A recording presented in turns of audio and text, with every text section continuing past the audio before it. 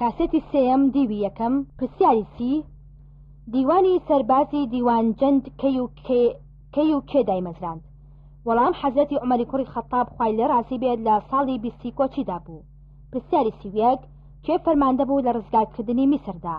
وەڵام ئەمری کوڕی ئاس خوای لێ ڕازی بێت. پرسیاری 32 کەوتنی ئاڵا لە کاتی شەڕدا مانای چیت بووە؟ وەڵام نیشانەی شکاندنی ئەو لەشکرە بووە.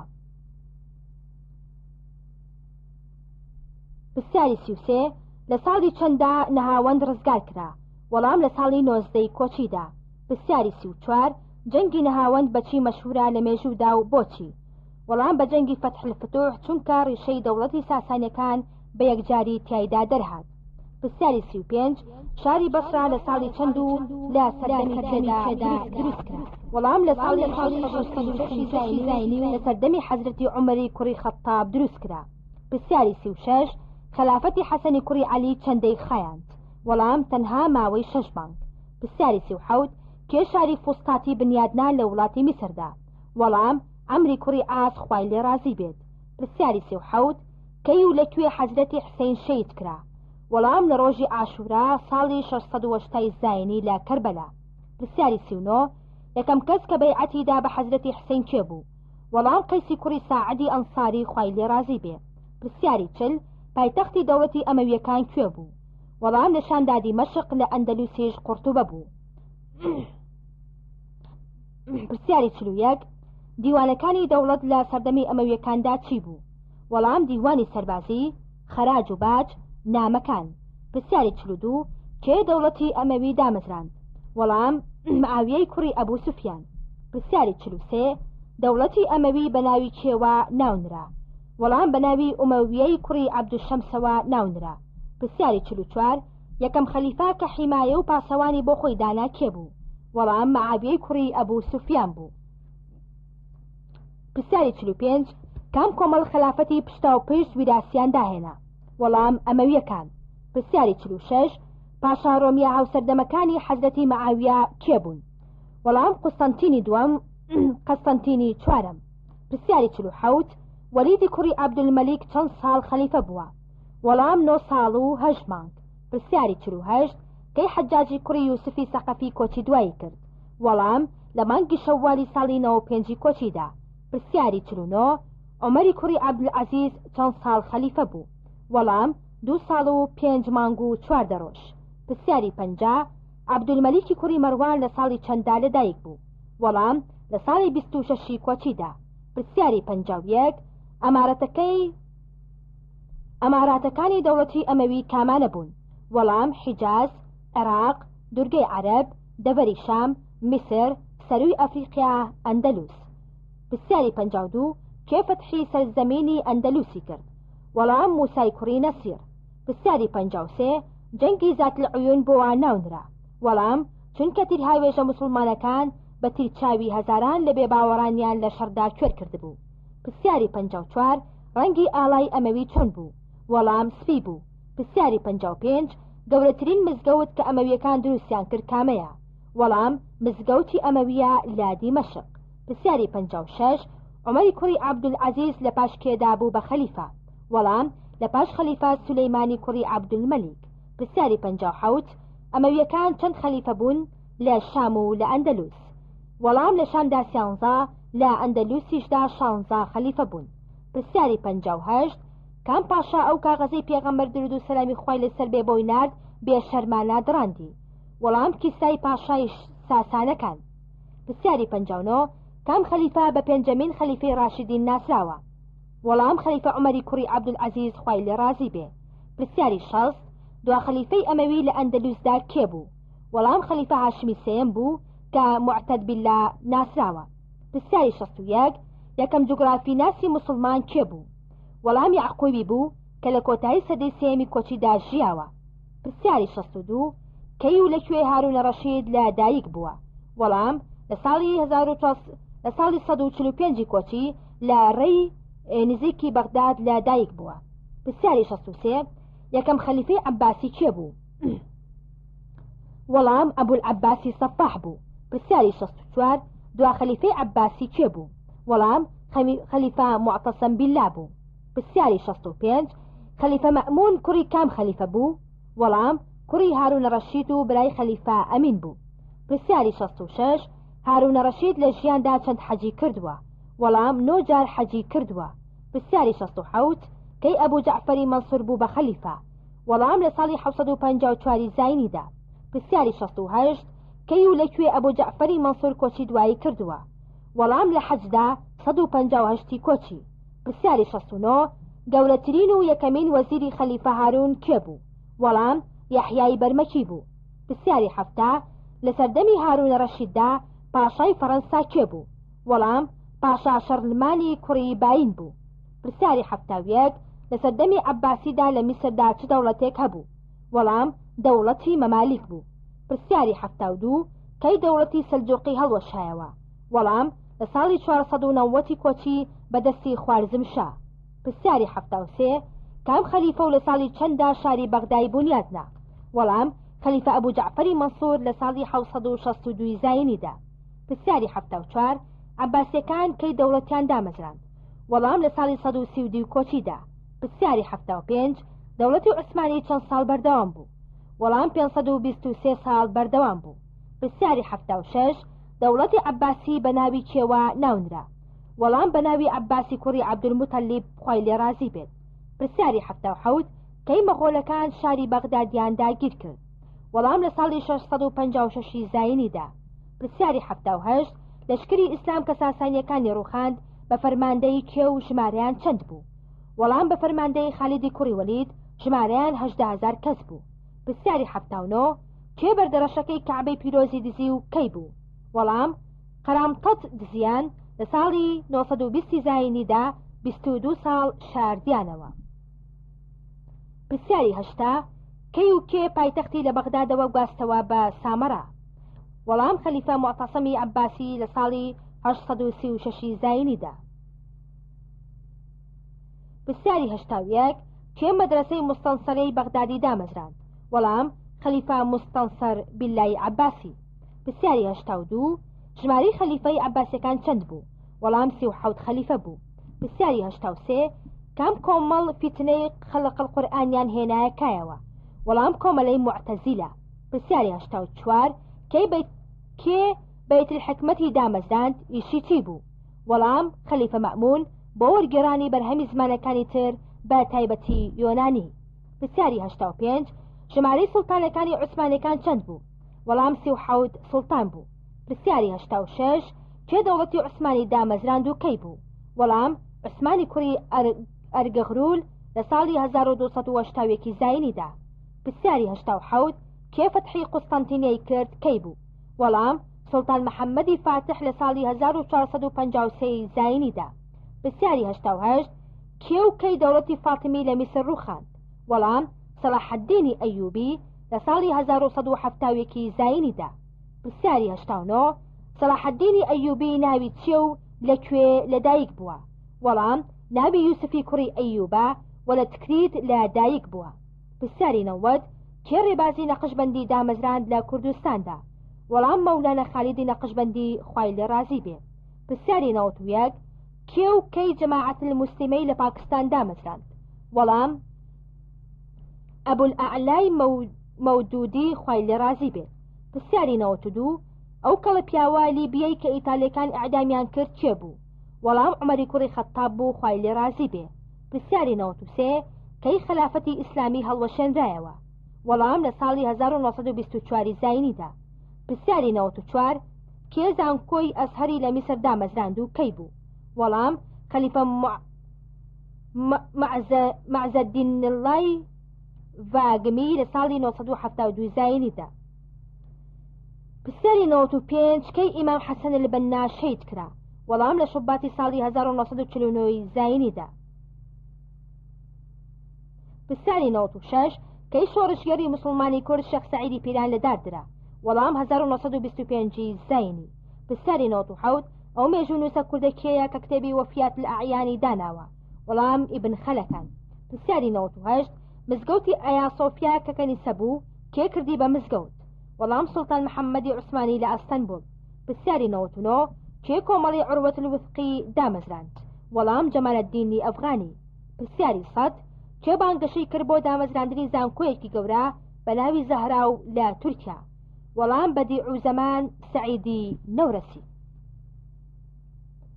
سەد پرسیار دەربارەی زانایانی ناوداری ئیسلام. پرسیاری یەکەم ئیمامی شافعی ناوی چییە؟ وەڵام ناوی محەممەدی کوڕی ئیدریسە. پرسیاری دووەم کام زانا دانەری کتێبی بەناوبانگی تەفسیل کەبیرە؟ وەڵام ئیمام فەخرەددینی رازیە. پرسیاری سێیەم ئیمام مالیکی کوڕی ئەنەس لە کام شاردا ژیانی بردووەتە سەر؟ وەڵام لە شاری مەدینەی پیرۆزدا و مفتی بووە لە مەدینەدا. پرسیاری چوارەم ئیبن تەیمیە ناوی چێ و لەکوێ لەدایک بووە؟ وەڵام ناوی تەقیەددین ئەحمەدە و لە حەرزانی شام لەدایک بووە. پرسیاری پێنجەم ئیمامی بوخاری لە چەند ساڵیدا گەڕاوە بە شوێن فەرمودەدا؟ وەڵام لە 14 ساڵیدا و 16 ساڵی ڕەبەق بەردەوام بووە. پرسیاری شەشەم ئیمام ئەحمەد بن حەنبەل لە مەسنەدەکەیدا چەند فەرمودەی کۆ کردووەتەوە؟ وەڵام 40,000 فەرمودەی پێغەمبەر درود و سەلامی خوای لەسەر بێ. پرسیاری حەوتەم ئیمامی شافعی لە تەمەنی چەند ساڵیدا دەستی کردووە بە فتوادان؟ وەڵام لە تەمەنی 20 ساڵیەوە. پرسیاری هەشتەم مالک بن نەبی لەکوێ و کەی لەدایک بووە؟ وەڵام لە شاری قۆستەنتینیە لە جەزائیر لە ساڵی 1905 زاینیدا. پرسیاری نۆیەم ئیمام ئەبوو حەنیفە چەند سەحابەی بینیوە؟ وەڵام تەنها 4 هاوڵ خۆیان لێ رازی بێ. پرسیاری دەیەم وتەی مع المحبرة إلى مقبرة هی کێیە؟ وتەی ئیمام ئەحمەد بن حەنبەلە. پرسیاری 11 ابن هەیثەمی فیزیازان لەکوێ و کەی لەدایک بووە؟ وەڵام لە شاری بەسرا لە ساڵی 965 زاینیدا. پرسیاری 12 ناوی دوان لە کتێبە گرنگەکانی ئیمامی شافعی چییە؟ وەڵام کتێبی ڕیسالەت و کتێبی پرسیاری 13 ئیمامی موزنی فەرموویەتی چەند جار کتێبی ڕیسالەی شافعیم خوێندوێتەوە؟ وەڵام 500 جار، هەموو جارێک سوودی تازەترم لێ بینیوە. پرسیاری 14 ئیبن خەلەکانی مێژونووس لەکوێ لەدایک بووە و لەکوێ خوێندوێتی؟ وەڵام لە ناوچەی خەلەکان نزیک شاری هەولێر لە حەڵەب و دیمەشق و قاهیرەش خوێندوێتی. پرسیاری 15 گرنگترین دانراوی زانا ئیبن هەیثەمی فیزیا کامەیە؟ وەڵام کتێبی مەناظەرەت. پرسیاری 16 ئیمام ئەبوو حەنیفە ناوی چییە؟ وەڵام ناوی نوعمانی کوڕی سابتە. پرسیاری 17 ئەبولکەلام ئازادی هیندی ناوی چییە و لەکوێ لەدایک بووە؟ وەڵام ناوی مەولانا محەیدین ئەحمەدە لە شاری مەکەش لەدایک بووە. پرسیاری 18 کتێبی ئەصابەت فی تەمیز الصەحابەت نووسراوی کێیە؟ وەڵام دانراوی ئیبن حەجەز ئەسقەلانیە. پرسیاری 19 کێ گەورەترین فەرهەنگی لە زمانی عەرەبی دانووسیوە؟ وەڵام ئیبن مەنزوور نووسیوێتی لە کتێبی لیسان العەرەبە. پرسیاری 20 ئیمامی نەوەوی ناوی چییە؟ وەڵام ناوی یەحیای کوڕی شەرەفە. پرسیاری 21 کێ فەرموویەتی لەولا شافعی ما عرفنا فقه الحديث؟ وەڵام ئیمامی ئەحمەد بن حەنبەل. پرسیاری 22 ئیمام ئەبوو حەنیفە چەند حەجی کردووە؟ وەڵام 55 حەجی کردووە. پرسیاری 23 ئیبن قیم الجوزی کەی و لەکوێ هاتووەتە دنیاوە؟ لە ساڵی 691 کۆچی لە شاری دیمەشق. پرسیاری 24 کام ئیمام بە نازناوی ئیمام الحەرمین مەشهورە؟ وەڵام ئیمام عەبدولمەلیکی کوڕی عەبدوڵڵای جوەینی. پرسیاری 25 بەناوبانگترین دانراوی جەلالەددینی ڕۆمی کامەیە؟ وەڵام کتێبی مەثنەویە. پرسیاری 26 کێ بناغی زانستی ئوسوول الحەدیثی داناوە؟ وەڵام شێخ مرتەضە ئەنساری بووە. پرسیاری 27 مێژوونامەی بدایەت والنیهایەت دانراوی کام زانایە؟ وەڵام دانراوی ئیبن کەثیرە. پرسیاری 28 جەلالەددینی ڕۆمی لەکوێ ئەسپەردا کراوە؟ وەڵام لە شاری قۆنا لە وڵاتی تورکیا. پرسیاری 29 بەناوبانگترین قوتابی جەمالەددینی ئەفغانی کێ بووە؟ وەڵام شێخ محەممەد عەبدا خوای لێ رازی بێت. پرسیاری 30 ئیمامی شافعی لەکوێ لەدایک بووە و گۆڕەکەشی لەکوێیە؟ وەڵام شاری غەزا لە قاهیرەشدا نێژراوە. پرسیاری 31 ئیمام غەزالی چەند ساڵ ژیاوە؟ وەڵام تەنها 55 ساڵ ژیاوە لە نێوان 450 تا 505 کۆچی. پرسیاری 32 کتێبی موطا دانراوی کێیە؟ وەڵام دانراوی ئیمام مالک بن ئەنەسە. پرسیاری 33 کێ زانستی عروزی لە بواری شعردا داهێنا؟ وەڵام خەلیلی فەراهیدی دایهێناوە. پرسیاری 34 ئەم شعرە هی کێیە؟ فلما قسى قلبي وضاقت مذاهبي جعلت رجا منك لأفوك سلما. وەڵام شعری ئیمامی شافعیە. پرسیاری 35 کام ئیمان بە 80 ساڵ تەمەنیەوە 16 خەلیفە گۆڕا کە چی هیچیانی نەبینیوە؟ وەڵام ئیمام مالک بن ئەنەس خوای لێ ڕازی بێ. پرسیاری 36 کەی ئیمام حەسەنی بەننا شەید کرا؟ وەڵام لە مانگی شوباتی ساڵی 1949 زاینیدا. پرسیاری 37 کتێبی مواقفات و اعتصام دانراوی کێن؟ وەڵام دانراوی ئیمامی شاطبین. پرسیاری 38 کێ کتێبی تەهاتوف الفەلاسفە و تەهتەفەت التەهاتوفی نووسیوە؟ یەکەم ئیمامی غەزالی، دووەم ئیبن روشد. پرسیاری 39 ئیمامی شافعی چەند جۆر فتوای هەیە؟ وەڵام 2 جۆر، مەذهبی کۆن لە عێراق و مەذهبی نوێ لە میسر. پرسیاری 40 کێ بۆ یەکەمین جار فکرەی فەرهەنگی زمانی داهێنا؟ وەڵام خەلیلی فەراهیدی بوو. پرسیاری 41 کەی و لەکوێ ئیمام ئەبوو حەنیفە وەفاتی کرد و بەچی؟ لە ساڵی 150 کۆچی و لە شاری بەغداد بەلێدان و زیندان. پرسیاری 42 ئیمامی غەزالی ناوی چییە؟ وەڵام ناوی محەممەدی کوڕی محەممەدی غەزالیە. پرسیاری 43 تەفتازانی لە چەند ساڵیدا یەکەم کتێبی خۆی دانا؟ وەڵام لە تەمەنی 16 ساڵیدا.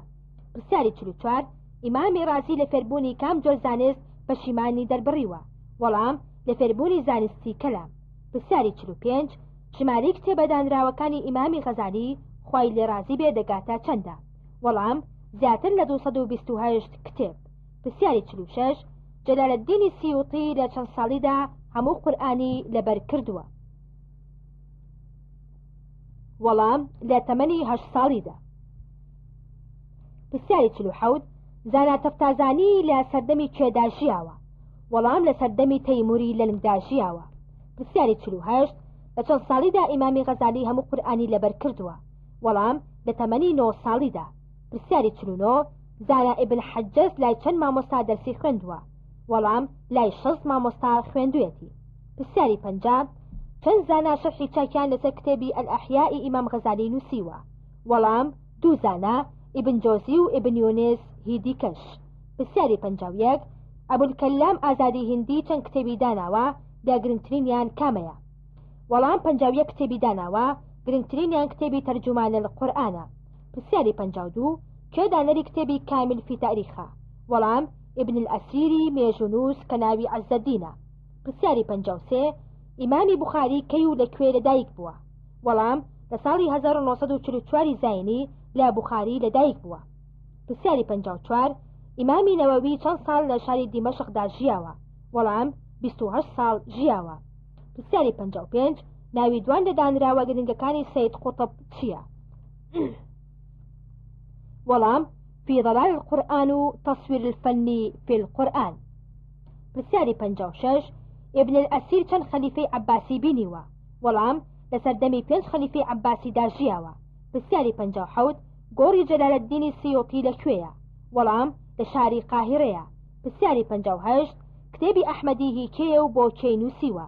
وەڵام هی شێخ ماریفی نۆدەیە و بۆ کاک ئەحمەدی شێخی نووسیوە.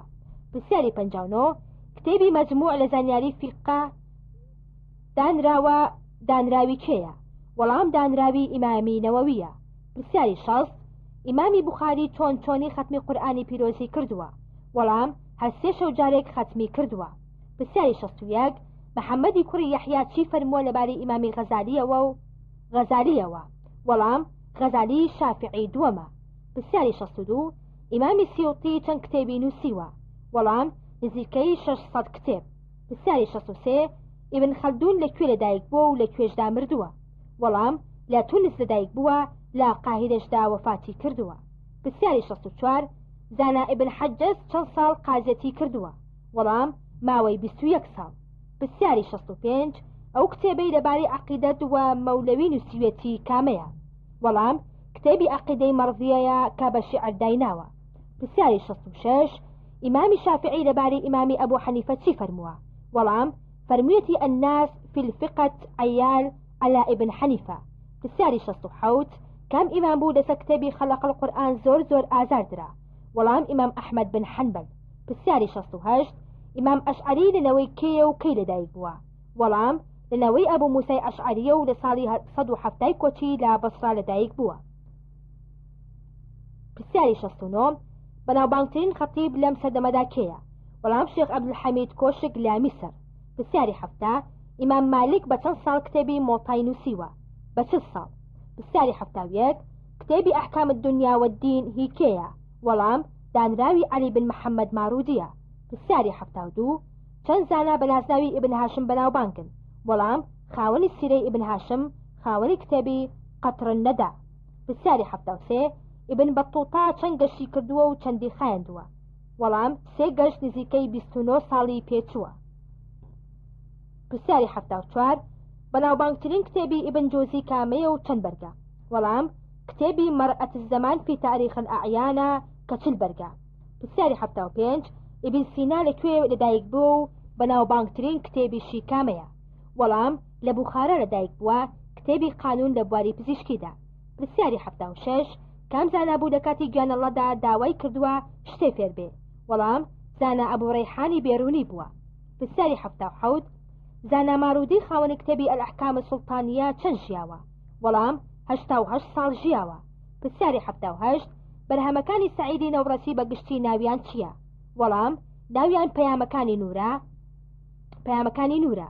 پرسیاری هەفتە و نۆ ئەو کۆمەڵە ئیسلامیەی ئەبول ئەعلا المەودودی لە پاکستان دایمەزراند ناوی چی بوو؟ وەڵام کۆمەڵی جەماعەت الئیسلامیە. پرسیاری هەشتا ئیبن حەزەم لەکوێ لەدایک بووە و بەکام کتێبی بەناوبانگە؟ وەڵام قورتوبە لە ئەندەلوس، کتێبی محەلی کە 11 بەرگە و باسی فیقەیە. پرسیاری هەشتا و یەک ئیمام ئەبوو حەنیفە خەڵکی کوێیە؟ وەڵام خەڵکی وڵاتی فارسە. پرسیاری هەشتا و دوو ئیمام موسلیم دانەری صحیح المسلیم خەڵکی کوێیە و ناوی باوکیشی چییە؟ وەڵام خەڵکی نیسابورە، باوکی ناوی حەجاجە. پرسیاری هەشتا و سێ محەممەد شەیبانی بە قوتابی و هاوڵی کێ ناسراوە؟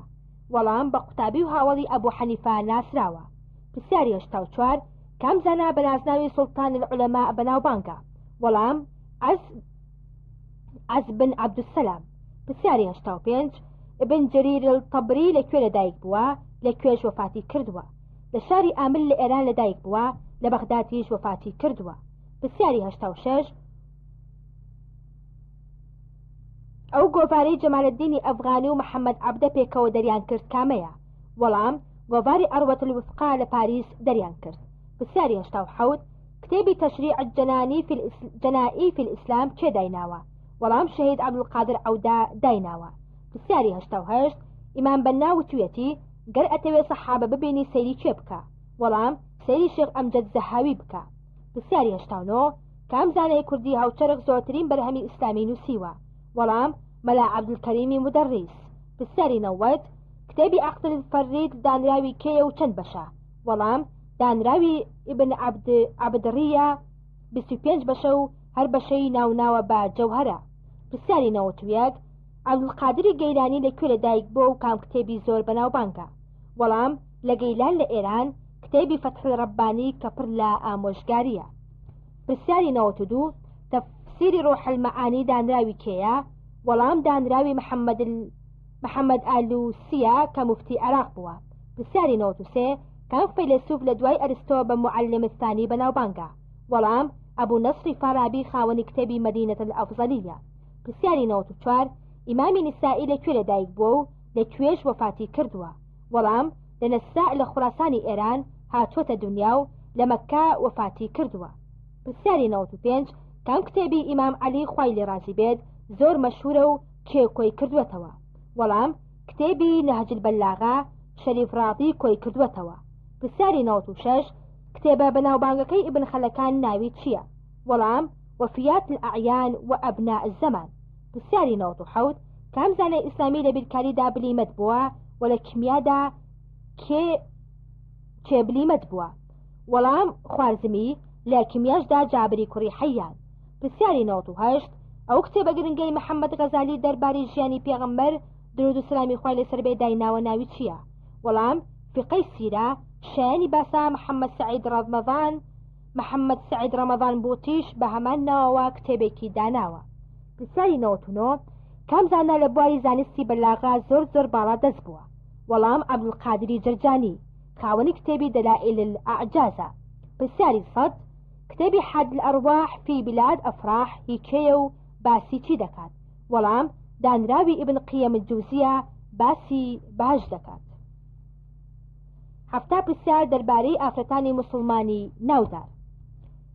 پرسیاری یەکەم ئافرەت لە ئیسلامدا شەید کرا کێ بوو؟ وەڵام خاتو سومەیە خوای لێ ڕازی بێ. پرسیاری دووەم پێش ئیسلام خاتو خەدیجە بەچی ناسرا بوو؟ وەڵام بە ناسناوی تاهیرە ناسرا بوو واتە ئافرەتە خاوێنەکە. پرسیاری سێیەم کام ئافرەت لە شەڕی موسەیلەمەدا دەستێکی قرتا و 11 برینیشی پێوە بوو؟ وەڵام خاتو نوسەیبەی کچی کەعب خوای لێ ڕازی بێ. پرسیاری چوارەم کام ئافرەت کە هانی کوڕەکەی دەدا دەیوت پێی بەران لە دوای سەربڕن بۆ کەوڵکردن ئازاری پێنەگات؟ وەڵام خاتو ئەسماوی کچی ئەبوو بەکر بە عەبدوڵڵای کوڕی زوبێری دەوت کە کوڕی بوو.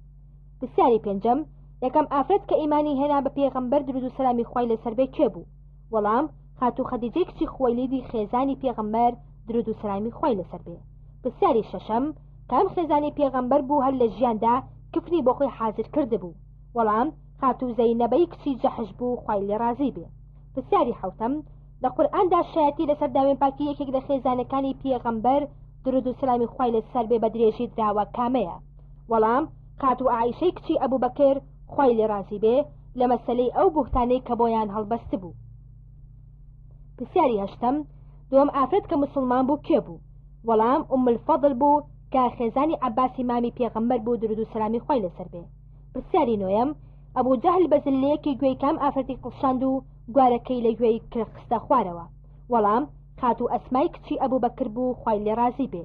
پرسیاری دەیەم کە ئەبوو جەهل داوای کرد لە خاتو سومەیە وازە ئیسلامەتی بێنێت ئەو چی کرد؟ وەڵام تفێکی کردە ناو چاوی ئەبوو جەهلی خوانەناس. پرسیاری 11 ئەیمەنی دایکی ئوسامەی کوڕی زەید چەند جار کۆچی کردووە؟ وەڵام 2 جار، یەکەم بۆ حەبەشە و دووەمیش بۆ مەدینەی پیرۆز. پرسیاری 12 گەورەی ئافرەتانی دنیا کێن؟ وەڵام حەزرەتی مەریەم، ئاسیای خێزانی فرعون، خەدیجەی خێزانی پێغەمبەر درود و سەلامی خوای لەسەر بێ. پرسیاری 13 کەی فاتمەی کچی پێغەمبەر لەدایک بووە؟ وەڵام ئەو ڕۆژەی سەر لە نوێ بەردەڕەشەکان لەسەر دیواری کەعبەدا داناوە. پرسیاری 14 خاتو فاتمەی زەهرا لەکوێ نێژراوە؟ وەڵام لە گۆڕستانی بەقیعی پیرۆز لە شاری مەدینە. پرسیاری 15 نوسەیبەی کچی کەعب لە تەمەنی چەنددا بەشداری غەزای کردووە دژی موسەیلەمەی درۆزن؟ وەڵام لە تەمەنی 6 ساڵیدا. پرسیاری 16 ڕابیعەی عەدەوی کەی و لەکوێ وەفاتی کردووە؟ وەڵام لە ساڵی 752 زاینی، هەندێک دەڵێن لە بەیت المقدس و هەندێکی تریش دەڵێن لە بەسرا. پرسیاری 17 خاتو زەینەبەی کچی خوزەیمەی خێزانی پێغەمبەر درود و سەلامی خوای لەسەر بێ بە چ ناسناوێک ناودار بووە؟ وەڵام بە ناسناوی المەساکین واتە دایکی هەژاران. پرسیاری 18 کام خێزانی پێغەمبەر درود و سەلامی خوای لەسەر بێ تەمەنی لە هەمویان کەمتر بوو؟ وەڵام خاتو زەینەبەی کچی خوزەیمە خوای لێ ڕازی بێت. پرسیاری 19 کام خێزانی پێغەمبەر درود و سەلامی خوای لەسەر بێ دوای گشت خێزانەکانی وەفاتی کردووە؟ وەڵام خاتو هندی مەخزومی 84 ساڵ ژیاوە. پرسیاری 20 کام خێزانی پێغەمبەر درود و سەلامی خوای لەسەر بێ هەر ئەو ساڵی شووی پێ کردووە وەفاتی کردووە؟ وەڵام خاتو زەینەبەی کچی خوزەیمە خوای لێ ڕازی بێت. پرسیاری 21 یەکەم کۆکراوەی قورئان لای کام ئافرەت هەڵگیراوە؟ وەڵام لای خاتو حەفسەی کچی حەزرەتی عومەر خوایان لێ ڕازی بێ. پرسیاری 22 ئەو ساڵی خاتو عایشە وەفاتی کرد پێغەمبەر ناوی چی لێنا؟ وەڵام ناوی ساڵی ماتەمێنی لێنا. پرسیاری 23 هەر جاری خاتو عایشەی لە پێغەمبەر درود و سەلامی خوای لەسەر بێ دڵگران بووایە سوێندی بەچی دەخوارد؟ وەڵام دەیوت سوێن بێ بەخوای ئیبراهیم. پرسیاری 24 هەر جاری خاتو عایشە لە پێغەمبەر درود و سەلامی خوای لەسەر بێ دڵگران نەبووایە چۆن سوێندی دەخوارد؟ وەڵام سوێن بێ بەخوای محەممەد. پرسیاری 25 بۆچی بە خاتو ئەسما دەوترا زاتن نەتاقین؟ وەڵام چونکە بە مەبەستی بردننی خواردن بۆ پێغەمبەر و باوکی لە کاتی کۆچیدا پشتوێنەکەی خۆی دەدڕی و دەیکردا دوو پارچەوە بۆ هەڵگرتنی خواردنەکە. پرسیاری 26 کام خێزانی پێغەمبەر خوای گەورە خۆی مارەی کردووە؟ وەڵام خاتو زەینەبەی کچی جەحش خوای لێ ڕازی بێ. پرسیاری 27 خاتو سەفیەی خێزانی پێغەمبەر درود و سەلامی خوای لەسەر بێ بەڕەچەڵک دەگەڕێتەوە سەر کێ؟ وەڵام دەگەڕێتەوە سەر هارون پێغەمبەر برای حەزرەتی عیسا سەلامی خوای لێ بێ. پرسیاری 28 یەکەم ئافرەت کە کۆچی کرد بۆ مەدینە کێ بوو؟ وەڵام خاتو ئوم کەلسومی کچی عەقەبە بوو خوای لێ ڕازی بێ. پرسیاری 29 وتارخوێنی ئافرەت لە سەردەمی یەکەمدا کێ بوو؟ وەڵام خاتو ئەسمایی کچی زەید بوو. پرسیاری 30 لا صحایح الستەدا چەند فەرمودە هەیە کە خاتو عایشە گێڕاوێتەوە؟ وەڵام 2110 فەرمودەی پێغەمبەر. پرسیاری 31 کام خێزانی پێغەمبەر بوو دەیفەرموو من ئیسلام باوکمە؟ وەڵام خاتو ڕەملەی کچی ئەبوو سوفیان خوای لێ ڕازی بێ. پرسیاری 32 خاتو ئەسما کچی ئەبوو بەکر چەند ساڵ ژیاوە؟ وەڵام 100 ساڵی تەواو. پرسیاری 33 خاتو شەهیدەی کچی دەینەوەری کچی کێیە و خەڵکی کوێیە؟ وەڵام کچی فەرەجی دەینەوەریە لە نزیک کرماشانی ئێرانە. پرسیاری 34 مەدیحە کامیل کەی حیجابی پۆشی و گەڕایەوە؟ وەڵام لە ڕەمەزانی ساڵی 1992 زاینیدا. پرسیاری 35 ئومالبەنین چی خەلیفە عومەری کوڕی عەبدولعەزیز بوو؟ وەڵام خوشکی بووە.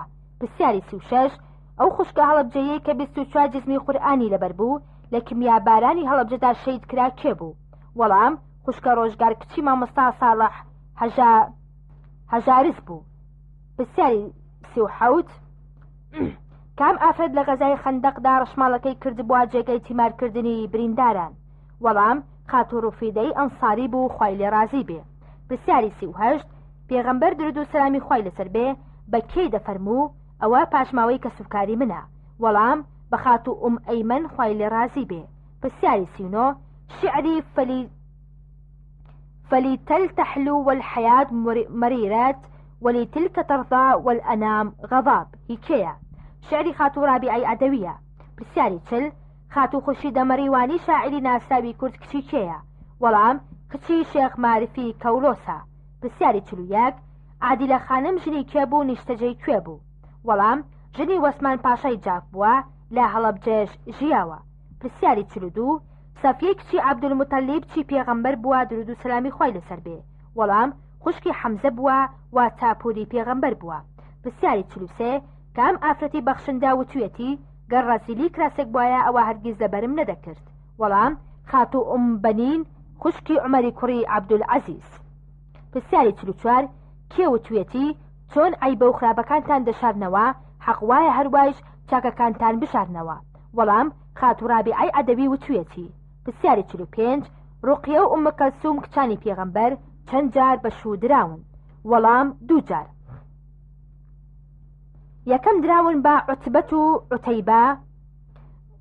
عوتەیبەی کوڕی ئەبوو لەهەبی مامەیان، دووەم پاشان دراون بە حەزرەتی عوسمانی کوڕی عەفان.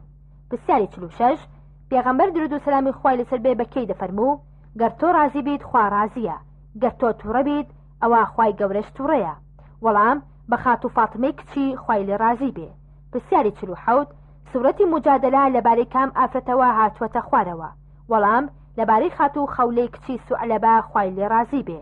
پرسیاری 48 ئاەتی ئەن تەتوبا إلى الله فقد ضخت قلوبكما لەبارەی کام دایکی ئیماندارانەوە هاتووەتە خوارەوە؟ وەڵام لەبارەی خاتو عایشە و خاتو حەفسەی خێزانانی پێغەمبەر درود و سەلامی خۆی لەسەر بێ. پرسیاری 49 خوشکی شەید بنان عەتار هاوسەری کێ بوو لەکوێ شەید کرا؟ وەڵام هاوسەری مامۆستا عەسام عەتار بوو لە ئەڵمانیا شەید کرا. پرسیاری 50 شعری بالعفاف الصن از حجابی وبعصمة اسم على ترابي هی کێیە؟ وەڵام شعری خاتو عایشەی عسمەت تەیموریە. پرسیاری 51 کام ئافرەت لە سەردەمی عەباسیەکاندا نازناوی فەخری نیسائی دراوەتێ؟ وەڵام خاتو شەهیدەی دەینەوەری. پرسیاری 52 تاقە کچەکەی شێخ ئەمجەد زەهاوی ناوی چییە؟ وەڵام خاتو نیهار کە سەرۆکی کۆمەڵی خوشکانی ئیسلامی بوو. پرسیاری 53 ئاەتی ژمارە 31 سوورەتی نور لەبارەی کێوە هاتووەتە خوارەوە؟ وەڵام لەبارەی خاتو ئەسما کچی مەرثەد. پرسیاری 54 دایکی ئیسماعیل پێغەمبەر سەلامی خوای لێبێت ناوی چی بوو؟ وەڵام ناوی خاتو هاجرە بوو. پرسیاری 55 خاتو دارە مەرواری شەجەرەتە دوور لەنەوەی کێیە؟ وەڵام لەنەوەی سەلاح الدینی ئەیوبیە. پرسیاری 56 عەباسەت کێیە و کەی وەفاتی کردووە؟ وەڵام خوشکی هارونە ڕەشیدە و شاعیرێکی لێهاتوو بووە. پرسیاری 57 کام نووسەری عەرەب چیرۆکی ئیمراتان وەڕەجولی نووسیوە؟ وەڵام خاتوو بنت الهودا خوشکی ئایەت الله محەممەد باقر السەدر. پرسیاری 58 گۆڤاری مەکتوب لە تورکیا کێ دەری دەکات و چەندی لێ چاپ دەکرێت؟ وەڵام خاتوو ئامینە شنلیگ ئۆغلۆ مانگانە 12000 نوسخە. پرسیاری 59 خاتوو بنت شاطی خۆی ناوی چییە؟ وەڵام ناوی دکتۆرە عایشە عەبدوڕەحمانە خوای لێ رازی بێت. پرسیاری 60 کام شاعیری کورد لە شیوەنی مردنی ژنەکەی داوتویەتی شورای ئاشورا دیسان بەسمی بەست محەڕەم هات و مەحرەم چوو لە دەست؟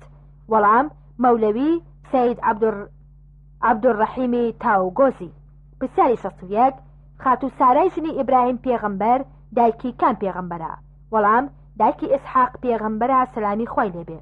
پرسیاری 62 کتێبی ئەیام من حیاتی دانراوی کێ و باسی چی دەکات؟ وەڵام دانراوی زەینەب غەزالیە باسی ئازار و ئەشکەنجەی 6 ساڵی سژنی خۆی دەکات. پرسیاری 63 کێ کۆمەڵی ئافرەتانی مسلمانی لە میسر دامەزراند؟ وەڵام خاتوو زەینەب غەزالی لە ساڵی 1936 زاینیدا. پرسیاری 64 ئەو ئافرەتە کێ بووە کە بەپەی فەرموودار لە گوشاردنی گۆڕ ڕزگاری بووە؟ وەڵام خاتوو فاتیمەی کچی ئەسەدا کە دایکی ئیمامی عەلی بووە. پرسیاری 65 ئەو ئافرەتە کێیە کە بە بەڵقیسی دووەم ناسراوە؟ وەڵام خاتوو ئەروای سولەیحیا کە لە ئێمە ژیاوە و لە سەدەی 5 کۆچیدا. پرسیاری 66 کام ئافرەت کە دەرسی وتوەتەوە خەلیفە عەبدولمەلیکی کوڕی مەروانیش دەچوو بۆ گوێگرتن لەوانەکانی لە مزگەوتی ئەمەوی لە دیمەشقدا؟ وەڵام خاتوو ئومل دەردا بووە. پرسیاری 67 کام ئافرەت نماوەی زیندانی کردنیدا 1000 کتێبی خوێندوتەوە؟ وەڵام خاتوو ئامینەی شنلیگ ئۆغلۆیە لە تورکیا. پرسیاری 68 کام ئافرەتە ماوەیەک لە بری مێردەکەی کاروباری ئەماراتی سۆرانی بە جوانی بەڕێوە بردووە؟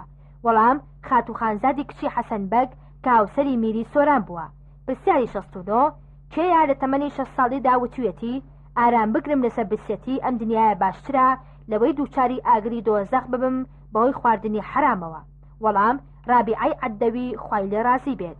پرسیاری 70 ئاەتی وەیطعمون الطعام على حەجە مسکینە وەیەتیمە و ئەسیرە لەبارەی کێوە هاتووەتە خوارەوە؟ وەڵام لەبارەی ئیمامی عەلی و فاتمەی زەهرائی خێزانیەوە. 105 پرسیار دەربارەی ڕۆشنبیری گشتی. پرسیاری یەکەم ئامێری کۆپیکردن ئیستنساخ لە کەیدا دروست کرا؟ وەڵام لە ساڵی 1938 دا. پرسیاری دووەم دەرمانی DDT کەی و لەکوێ دۆزرایەوە؟ وەڵام 1939 لە سویسرا. پرسیاری سێم کەمترین ماوەی فەرمانڕەوایی لە مێژوودا فەرمانڕەوایی کێ بوو؟ وەڵام لویسی 19ەم لە ساڵی 1930 چووە سەرتەختی فەڕەنسا و لە پاش یەک چارەک دەستی لە کار کێشایەوە. پرسیاری چوارەم یەکەم کەس چووە سەر لووتکەی چیای ئێڤەرێست کێ بوو؟ وەڵام جوتیارێکی نیوزیلەندی ئەدمۆند هیلاری ساڵی 1953 زاینی. پرسیاری پێنجەم تەنها دروستکراوێکی دەستی مرۆڤ کە لەسەر مانگەوە دەبیندرێت چییە؟ وەڵام شورا بەناوبانگەکەی چینە. پرسیاری شەشەم بورجی پیزا لە ئیتالیا بە ماوەی چەند دروست کراوە؟ وەڵام 174 ساڵ. پرسیاری حەوتەم کەی جەنگی ئێران و عێراق وەستا؟ وەڵام 1988. پرسیاری هەشتەم ئاڵای چەکشوداس لە وڵاتی رووسیا کەی هێنرایە خوارەوە؟ وەڵام 25/1991. پرسیاری نۆیەم شۆڕشگێڕی بەناوبانگی مسلمان عومەر موختار خەڵکی چ وڵاتێکە؟ وەڵام لیبیا. دەیەم یەکەم ڕۆژنامە لە جیهاندا کەی و لەکوێ دەرچوو؟ وەڵام ساڵی 1653 لە ڕۆما. پرسیاری 11 یەکەم هێرشی هاوپەیمانەکان بۆ سەر وڵاتی عێراق کەی بوو؟ وەڵام 1991. پرسیاری 12 یەکەم قوتابخانەی کچان لە عێراقدا کەی و لەکوێ کرایەوە؟ وەڵام لە بەغداد لە ساڵی 1920.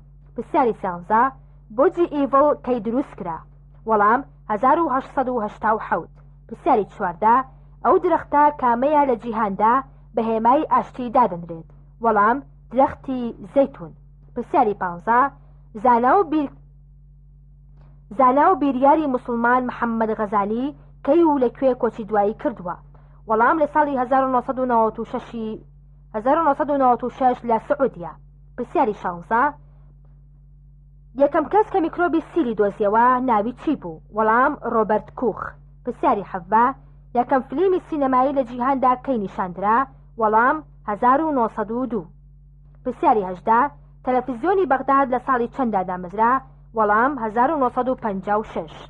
پرسیاری 19 ناوی تەواوی چیرۆگنووسی بەناوبانگ مەم چییە؟ وەڵام محەممەد مەولودە. پرسیاری 20 تاقیکردنەوەی یەکەمین بۆمبای هایدرۆژینی لە کەیدا بوو؟ وەڵام لە ساڵی 1950دا بوو. پرسیاری 21 یەکەم داهێنەری تەلەفۆن لە جیهاندا کێ بووە؟ وەڵام گراهام بیل. پرسیاری 22 زانای بەناوبانگ ئەبوو ئەعلا مەودودی کەی کۆچی دوایی کردووە؟ وەڵام 1979. پرسیاری 23 کە یەکەم جار تیشکی ئەکسی دۆزیەوە؟ وەڵام ڕۆنتگنی ئەڵمانی. پرسیاری 24 ناوی تەواوی شاعری مەزن نالی چییە؟ وەڵام خدر ئەحمەد شاوەیس. پرسیاری 25 مامۆستای زانا و پایە بەرز مامۆستا نەجمەدین تەها کەی و لەکوێ کۆچی دوایی کردووە؟ حەبە لەسەر 18 سەی 1997 لە سلێمانی. پرسیاری 26 مامۆستای زانا و پایە بەرز شێخ عەبدولعەزیزی پارەزانی لەکوێ نێژراوە و شاکارترین بەرهەمیشی چییە؟ لە گۆڕستانی گوڵان لە هەڵەبجەی شەید نێژراوە. شاکارەکەشی ژیانی پێغەمبەری مەزنە. پرسیاری 27 ئەم ڕۆژنامانە لە چ وڵاتێکدا دەردەچن؟ نیویۆرک تایمز، فرانس سوار تایمز. ئەمریکا و فەڕەنسا و بریگانیا. پرسیاری 28 ناوی تەواوی پیرەمێردی شاعیر چییە؟ وەڵام تۆفیق ئەحمەد هەمزاغا. پرسیاری 29 گورچیلەکانی مرۆڤی ساغ ڕۆژانە چەند لیتر خوێن دەپاڵێون؟ وەڵام 1800 لیتر.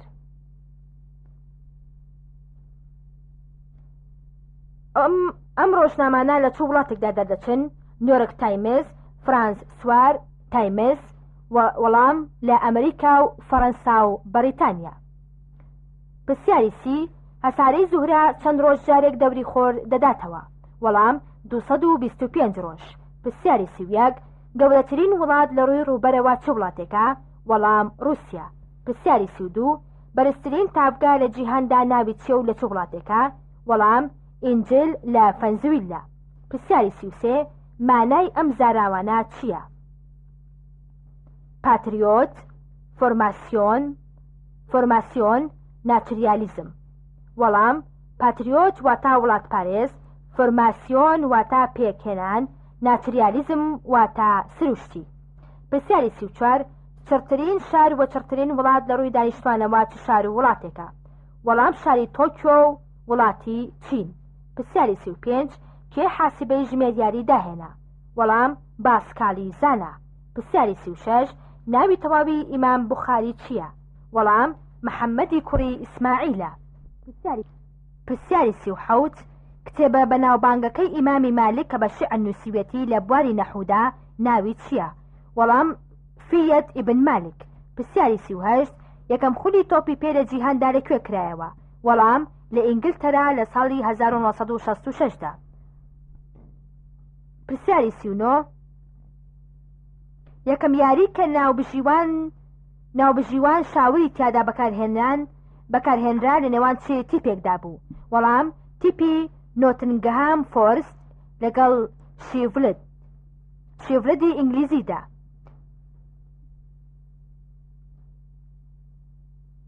پرسیار زانای پایەبەرزی ئیسلام مەودودی لەکوێ لەدایک بووە؟ وەڵام ئۆرنگ ئاباد.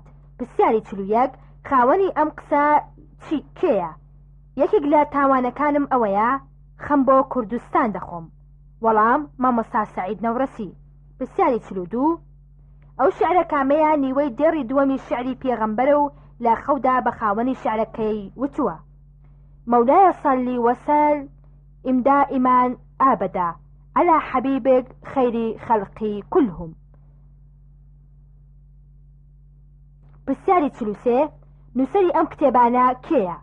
اقتران النيرين، السنن إلهية في الأمم والاجتماعات. اقتران النيرين، السنن الإلهية في الأمم والجماعات. وەڵام مەلا ڕەشید بەگی بابان، عەبدولکەریم زێدان. پرسیاری 44 مەولەوی شاعیر بۆ مردنی خێزانی شعرێکی بەچێژی وتووە. وەڵام شورای ئاشورا دیسان بەزمی بەست، محەڕەم هات و مەحرەم چوو لەدەست. پرسیاری 45 کتێبە بە نرخەکەی مامۆستا عەبدولکەریمی مودەڕیس دەربارەی زانایان ناوی چییە؟ وەڵام بنەماڵەی زانیاران. پرسیاری 46 کتێبی بەناوبانگی مێژوویی ئەلکامل فی التاریخ کێ نووسیوێتی؟ وەڵام ئیبن الئەسیر. پرسیاری 47 قەسیدەی بەحری نور شعری کام شاعرە و لە وەصفی کێدا نووسیوێتی؟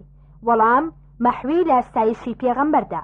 پرسیاری 48 مامۆستای خواناس و پایە بەرز مامۆستا ئیبراهیم ڕێشاوی کەی کۆچی دوایی کردووە؟ وەڵام سیویەکی 12 1992. پرسیاری 49 ڕێکخراوی ئۆپیک ساڵی چەند دامەزراوە؟ وەڵام ساڵی 1960 دامەزراوە. پرسیاری 50 جەنگی ماڵوێرانکەری عێراق و ئێران کەی دەستی پێکرد؟ وەڵام 22 نۆی 1970. پرسیاری 51 پێشەوەی شەهید سەید قوتب لەکوێ لەدایک بووە؟ وەڵام لە گوندی موشا لە پارێزگای ئەسیوط لە میسر. پرسیاری 52 یەکەمین ئافرەت کە گەشتی ئاسمانی کرد ناوی چی بوو؟ وەڵام ڤالنتینا. پرسیاری 53 ئەو وەرزشەوانەی لە یاریگای سلێمانی لە گۆڕەپاندا گیانی لەدەستدا ناوی چی بوو؟ لە چ یانەیەک بوو؟ وەڵام ئازاد مەحموود لە یانەی سلێمانی. پرسیاری 54 جەنگی جیهانی یەکەم کەی دەستی پێکرد؟ وەڵام 1914 زاینی. پرسیاری 55 پیتە قەمەریەکان لە ڕستەیەکی عەرەبیدا کۆکرامنەتەوە کامەیە؟ وەڵام ئەبغ، حەجەک و خیف عەقیمە. پرسیاری 56 فەرزەکانی جومعە کامەیە؟ وەڵام یەکەم دوو وتار پێش نوێژ، دوام دوور کەعەت نوێژی جومعە، سێم بە کۆمەڵ نوێژەکە بکرێت. پرسیاری 57 ئەم فەرمودەیە واتای چییە؟ نعمەتان مەغبون فیهما کەثیر من الناس. واتە وەڵامەکەی دوو نعمەت هەیە زۆرێک لە خەڵکی زەرمەندن تایدا، لەش ساغی و زۆر کاتی. پرسیاری 58 وشەی تەجوید واتای چییە؟ وەڵام چاک خوێندنەوەی قورئانی پیرۆزە. پرسیاری 59 ئەو ئاوانەی کە دروستە شتیان پێپاک بکرێتەوە کامانن؟ وەڵام ئاوی باران، بەفر، تەرزا، بیر، کانی، ڕووبار، دەریا. پرسیاری 60 سەنەد و ڕاوی ئەم فەرمودە پیرۆزە کێیە؟ المؤمن القوي خير وأحب إلى الله من المؤمن الضعيف. وەڵام ئەبی هورەیرە ڕیوا مسلم. پرسیاری 61 ئەم فەرمودەیە تەواو بکە. من يضمن لي ما بين لحيه وما بين رجله بۆشایی؟ وەڵام أضمن له جنة. متفق عليه. پرسیاری 62 ئەم فەرمودەیە مانای چییە؟ إلا أخبركم بأهل النار كل عتل جواب مستكبر. متفق عليه. وەڵام ئایا پێتان بڵێم کە دۆزەخەکان کێن؟ هەموو کەسێکی دڵڕق و چاوچنۆکە. پرسیاری 63 جۆرەکانی نەفس لە قورئاندا هاتووە کامانن؟ وەڵام یەکەم نەفس الئەمارە، دووەم نەفس اللەوامە، سێم نەفس المطمئنە. پرسیاری 64 ئەم فەرمودەیە تەواو بکە.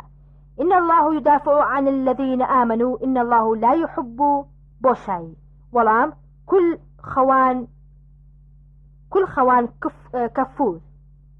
پرسیاری 65 بەپێی مەذهبی پێشەوە شافعی قەسر و جەمع لە نوێژدا لە دووری چەند کیلۆمەتر دەکرێت؟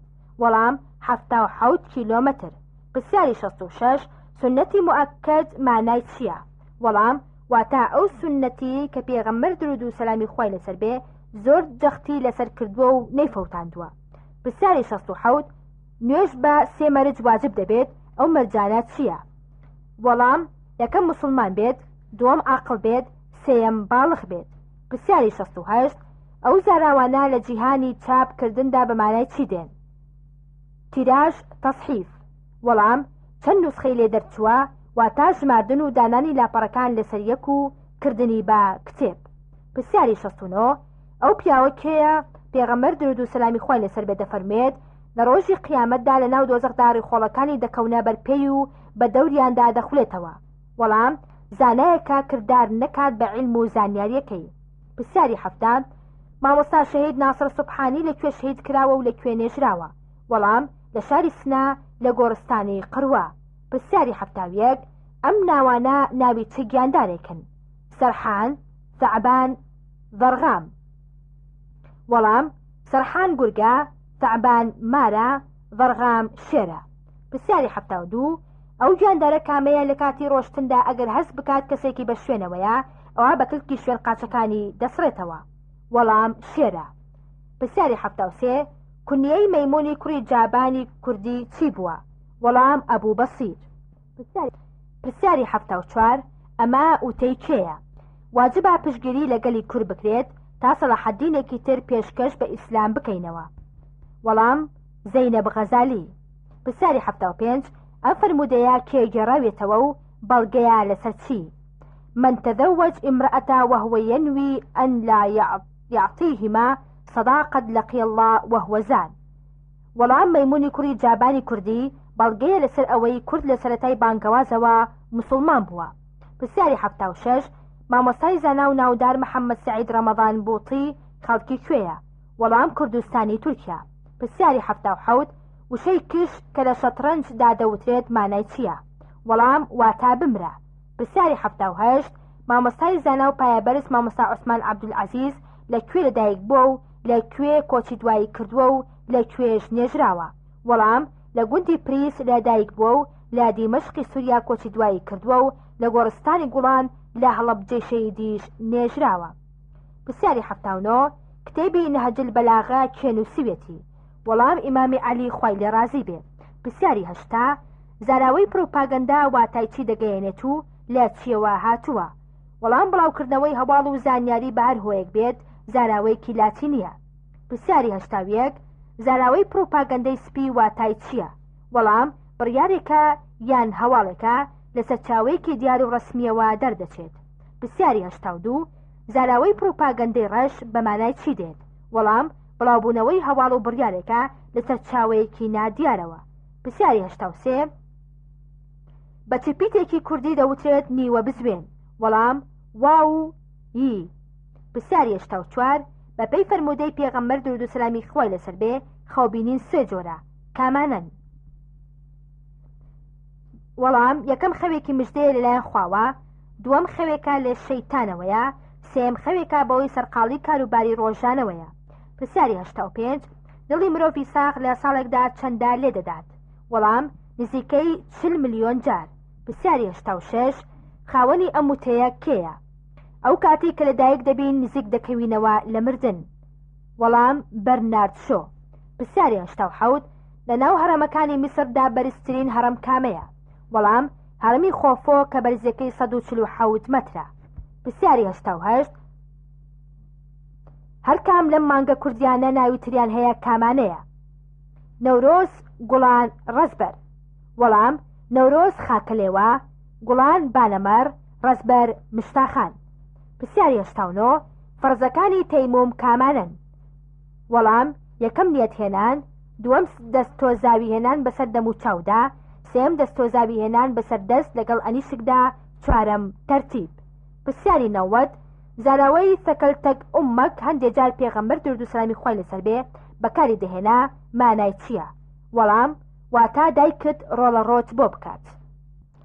پرسیاری 91 منارە بەناوبانگەکەی ئەسکەندەریا کەی و بەهۆی چیەوە ڕووخاوە؟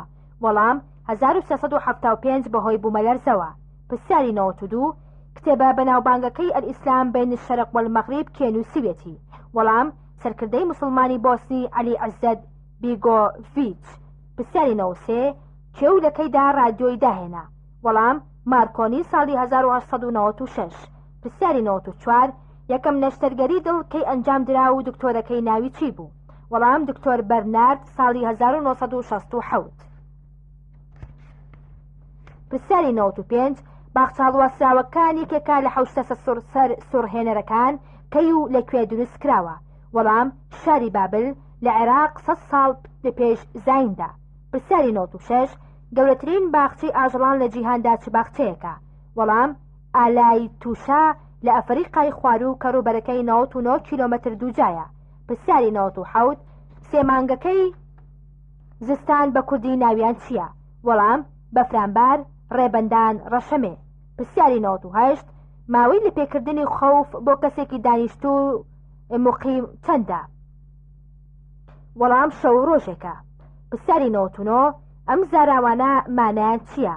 تعریب، تەرحیل، تەتریک، تەفریز، تەهمیش.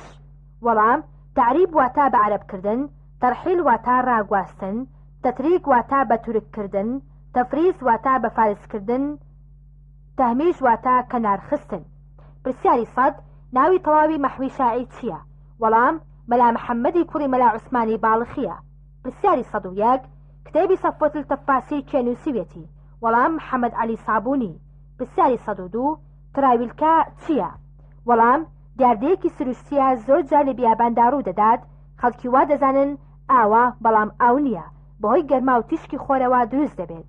پرسیاری 102 103 خۆشنووسی بەناوبانگ حامد ئامێدی خەڵکی کوێیە؟ وەڵام کوردستانی تورکیا. پرسیاری 104 خاوەنی ئەم وتەیە کێیە؟ بە ئاوەڵاکردنی دەرگای قوتابخانەیەک بەندینخانەیەک دادەخرێت. وەڵام ڤیکتۆر هۆگۆ. پرسیاری 105 یەکەم خواردنی باشتیەکان چییە؟ وەڵام جگەری نەهەنگ و گۆشتی نەوەنێکە لە بەهەشتا لەوەڕا و گەورە بووە. دیوی یەکەم 100 پرسیار دەربارەی کورد و کوردستان. پرسیاری یەکەم کەی کۆماری مەهاباد دامەزرا؟ وەڵام 22/1941. پرسیاری دووەم سەرکردەی ناوداری کورد سەلاحەددینی ئەیوبی کەی لەدایک بوو؟ وەڵام 10/2/1938. پرسیاری سێیەم بۆردومانی شاری سلێمانی لەلایەن ئینگلیزەوە لە چ ساڵ و ڕۆژێکدا بوو؟ وەڵام 4/3/1923. پرسیاری چوارەم ڕێکەوتنامەی عێراق و ئێران لە سەر مەسەلەی کورد لە جەزائیر لە ساڵی چەنددا بوو؟ وەڵام 6/3/1975. پرسیاری پێنجەم پێشەوە قازی محەممەد کەی و لەکوێ لە سێدارە درا؟ وەڵام لە مەیدانی چوارچرای شاری مەهاباد لە 31/1947. پرسیاری شەشەم یەکەم شۆڕشی شێخ مەحموود لە دژی ئینگلیز ساڵی چەند بوو؟ وەڵام 21/4/1990 بوو. پرسیاری حەوتەم یەکەم ڕۆژنامەی کوردی کە دەرچوو ناوی چی بوو؟ لەکوێ دەرچوو؟ وەڵام کوردستان لە قاهرە لە 22/4/1994. پرسیاری هەشتەم هەڵگیرساندنی شەڕی ناوخۆ لە کوردستاندا لە ساڵی چەنددا بوو؟ وەڵام 1/5/1994. پرسیاری نۆیەم ناوی سێ سەرکردەی شۆڕشگەری کورد لە سێ پارچەی کوردستاندا بڵێ؟ وەڵام شێخ مەحموودی نەمر لە عێراق، قازی محەممەد لە ئێران، شێخ سەعیدی پیران لە تورکیا.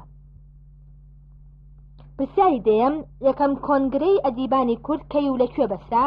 وەڵام لە بەغداد لە ساڵی 23/6/1970. پرسیاری 11 ڕۆژی شەهیدانی کۆیە چییە؟ وەڵام ئەو ڕۆژەیە 6 کەس لە ناو شاری کۆیەدا گول لە باران کران.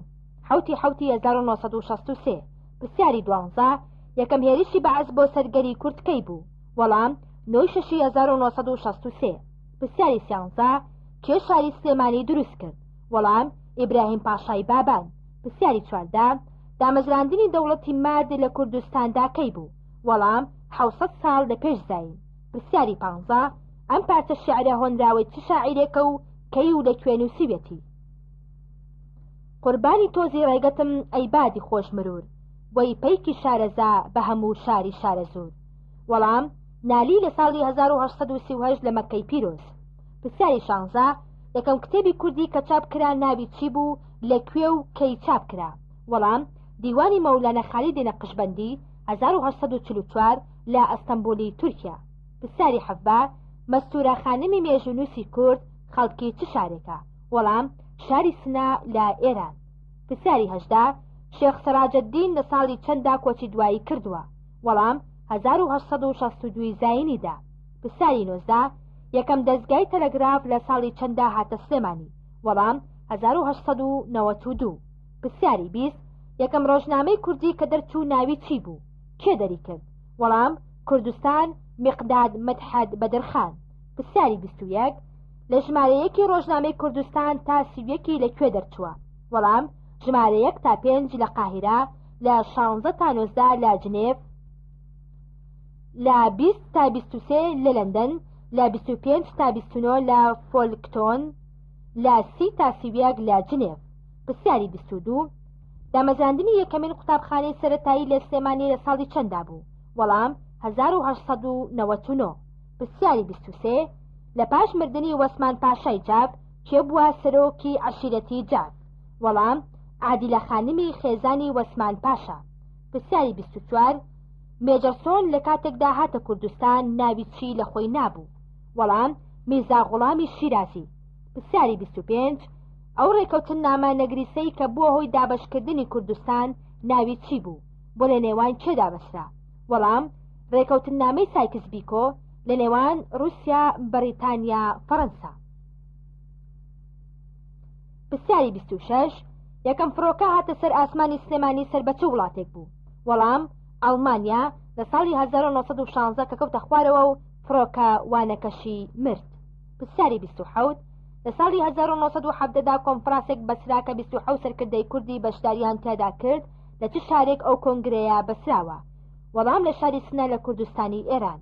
پرسیاری 28 یەکەم ژمارەی هەفتەنامەی بانگی کوردستانی شێخ مەحموود کەی دەرچوو؟ وەڵام 2/8/1922.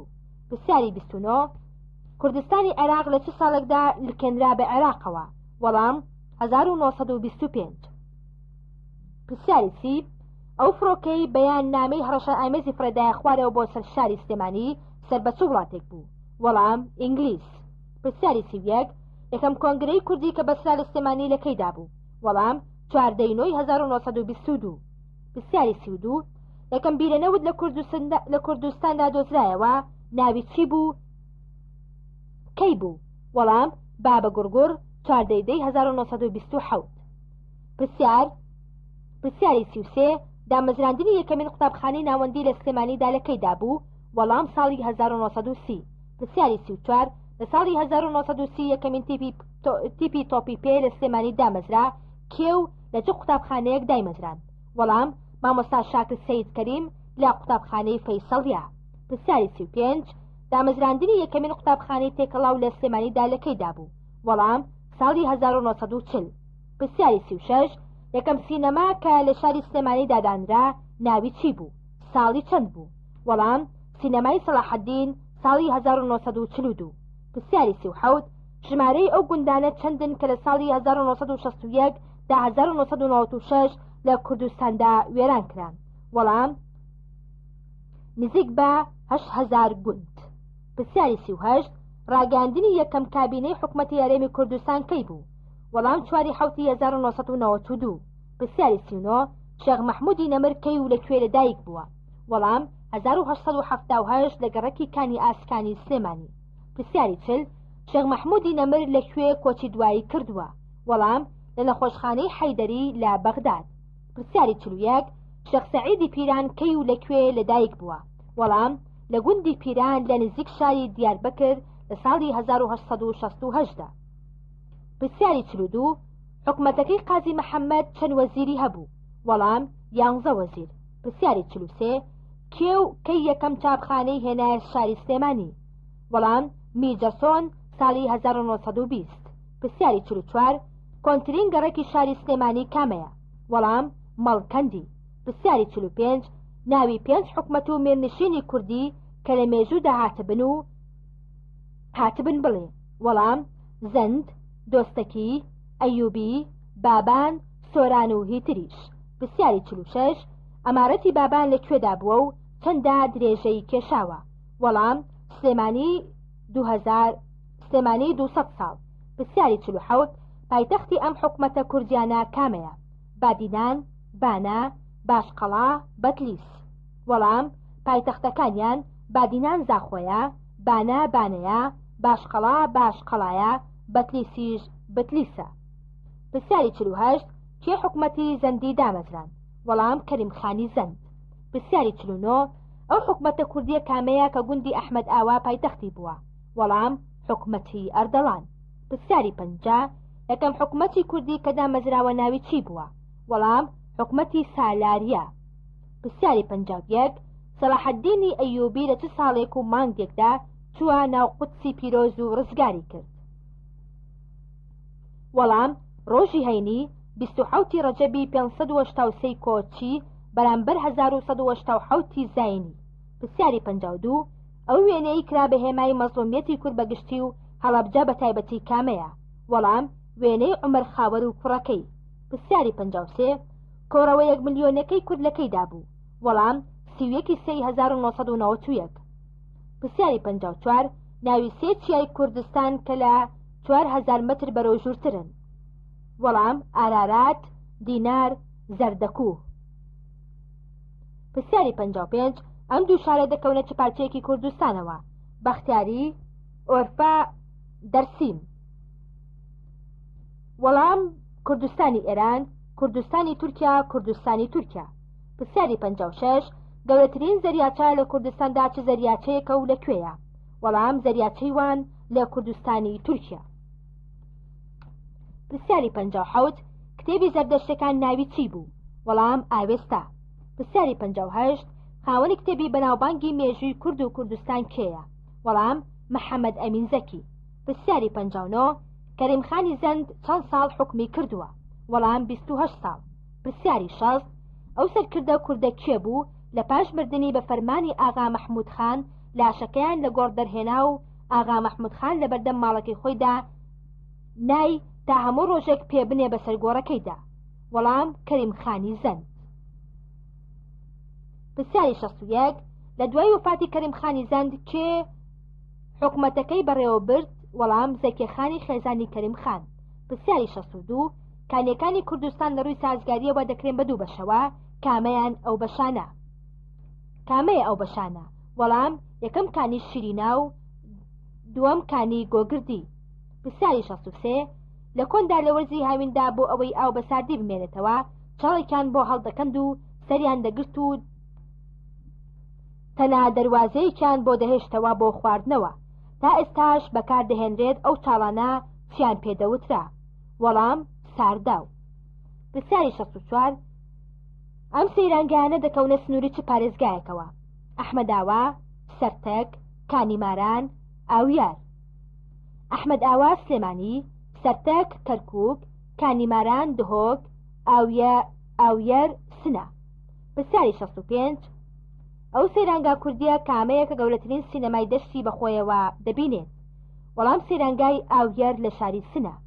پرسیاری 66 کوردستان لە سەردەمی عوسمانیەکاندا بەسەر چەند یەکەیەکی ئیداریدادا بەش بووبوون، ئەو یەکانە چیان پێدەگوترا؟ وەڵام ویلایەت. پرسیاری 67 کێ حکومەتی دۆستەکەی دروست کرد؟ وەڵام ئەبوو شەجاعی کوڕی دۆستەک. پرسیاری 68 حکومەتەکەی قازی محەممەد گۆڤارێکی کوردیان دەردەکرد ناوی چی بوو؟ وەڵام گۆڤاری هەڵاڵا. پرسیاری 69 ئەو ئافرەتە کوردەکێ بوو دەبری مێردەکەی بۆ ماوەیەک ئەمارەتی سۆرانی بەڕێوە برد؟ وەڵام خاتو خانزادی کچی حەسەن بەک. پرسیاری 70 ئەو مێژونووسەی کە کتێبی وفیات الئەعیانی داناوە ناوی چییە؟ وەڵام ئیبن خەلەکان. پرسیاری 71 دامەزرێنەری حکومەتی مات کێ بووە؟ وەڵام کەیقوباد. پرسیاری 72 کتێبی کورد لە مێژووی دراوسەکانیدا دەنووسینی کێیە؟ وەڵام ئەولیا چەلەبی.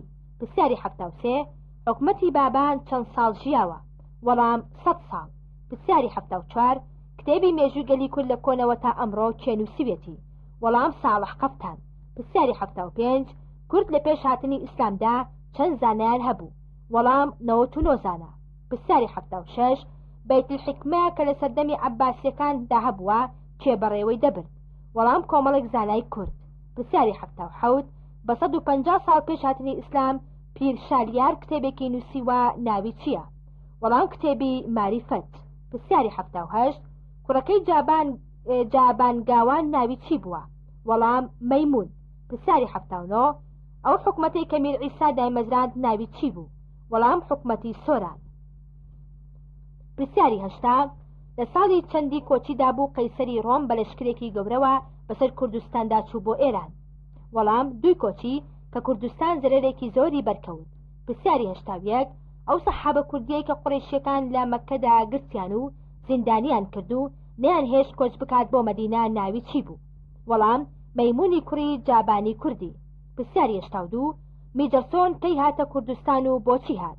وەڵام بە مەبەستی جاسوسیکردن هات 15 ساڵ پێش جەنگی جیهانی یەکەم. پرسیاری 83 عادیلە خانم ساڵی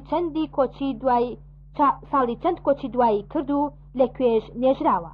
وەڵام 1924 لە گوندی عەبابەیلێ. پرسیاری 84 کارەکانی عادیلە خانم چی بوو کە لە هەڵەبجەدا کردی؟ وەڵام دروستکردنی بەندیخان، قەیسەریا، دادگا، دوو کۆشکی گەورە. پرسیاری 85 یەکەم جار کوێ هێڵی تەلەفۆنی هێنا بۆ شاری هەڵەبجە و بۆچی هێنایان؟ وەڵام تورکەکان بۆ ئەوەی ئاگاداری کاروباری وەسمان پاشا بن. پرسیاری 86 داهێربەگی جاف کوڕی کێ بووە؟ وەڵام عادیلە خانم. پرسیاری 87 خاوەنی کتێبی ئەلئەکراد یەتامی الموسلیمین کێیە؟ وەڵام فەهمی شەناوی. پرسیاری 88 دەوڵەتی لولو ساڵی چەند دروست کرا؟ وەڵام 3500 ساڵ پێش زاین. پرسیاری 89 دەوڵەتی میدیا لەلایەن چ کەسێکەوە ڕوخێنرا؟ وەڵام پاشای فارس کروش. پرسیاری 90 کتێبی لاپەڕەیەک لە مێژووی هەڵەبجە کێ نووسیوێتی؟ وەڵام بەکر حەمەد سەدیق عارف. پرسیاری 91 ئەو سێ مزگەوتە کامن کە لە سەرەتای ئیسلامەوە دروست کراون؟ وەڵام مزگەوتی خوڕماڵ، نگڵ، کرمان. پرسیاری 92 کۆمەڵێک شاعری ئێرانی شیعاریان لەسەر هەڵەبجە نووسیوە و بارامی وڵەتبەگی لە دوو توێی کتێبێکدا کۆی کردوێتەوە. ئەو کتێبە ناوی چییە؟ وەڵام خەزانی هەڵەبجە. پرسیاری 93 کێ لەبارەی عادیلە خانمەوە وتوێتی لەناو کۆمەڵی ئیسلامیدا ئافرەتی ئاوا بێوێنەم نەدیوە لە خانەدانی و دەستەڵات و شارەزایی لە چەکدا؟ وەڵام میجەرسۆن. پرسیاری 94 خاوەنی ئەم شیعرە کێیە؟ لە مانگی خاکە لێوە خاکی عالەم با بەلێوم بێ، هەڵاڵەی بۆ چیا کێوان هەڵەبجا قوربانی داوە؟ وەڵام مامۆستا حەقیقی شاعیر کە خەڵکی پاوەیە. پرسیاری 95 پایتەختی حکومەتی میدیا کوێ بووە؟ وەڵام هەمەدان. پرسیاری 96 بەپێی ڕای مێژوونووسان یەکەم ڕەگەزی کورد کامانن؟ وەڵام گۆتیەکان. پرسیاری 97 ئەو گۆڤارەی لە دوای بۆمبارانی شاری هەڵەبجا دەسوید دەردەچوو ناوی چی بوو و سەرنووسەرەکەشی کێ بوو؟ وەڵام گۆڤاری هەڵەبجا محسین جوامێر سەرنووسەرەکەی بوو. پرسیاری 98 وێنەی عومەر خاوەر و منداڵەکەی کە دەنگی دایەوە لە جیهاندا کێگرتوێتی؟ وەڵام وێنەگرێکی ئەڵمانی و باشترین خەڵاتی وەرگر لەسەر گرتنی ئەو وێنەیە. پرسیاری 99 ئەو وەستانەی کە عادیلە خانم دەیهێنان بۆ کاروباری شارەوانی، ئەو وەستانەی کە عادیلە خانم دەیهێنان بۆ کاروباری شارەوانی هەڵەبجا خەڵکی کوێ بوون؟ وەڵام ئێران.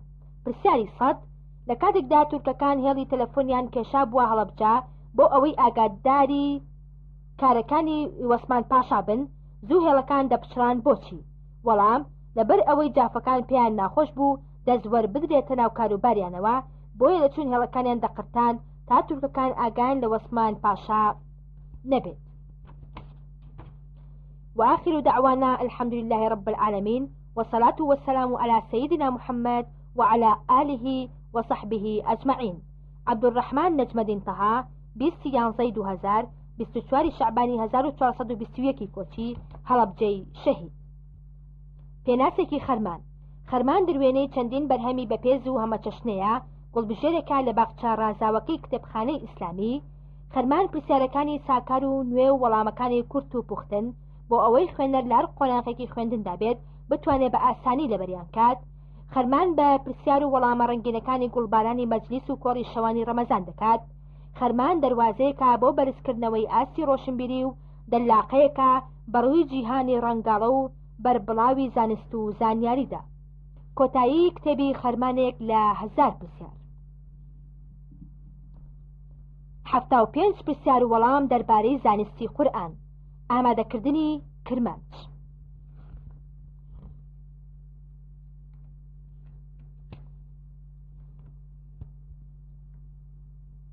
75 پرسیار و وەڵام دەربارەی زانستی قورئان. پرسیار: قورئان چۆن کۆکرایەوە؟ وەڵام: لەبەر ئەوەی پێغەمبەر درود و سەلامی خۆی لەسەر بێ خۆی نەخوێندەوار بوو چەند نووسەرێکی هەبوو بۆیان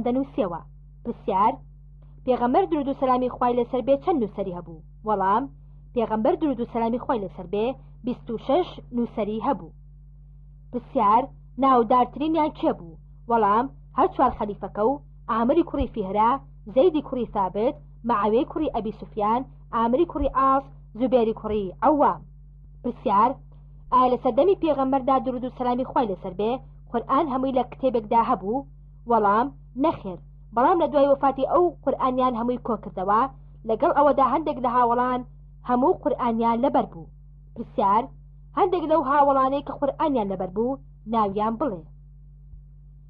وەڵام عەبدوڵڵای کوڕی مەسعود، سالمی کوڕی مەعقەل، مەعادی کوڕی جەبەل، ئەبی کوڕی کەعب، زەیدی کوڕی ثابت، عەلی کوڕی ئەبی تاڵب.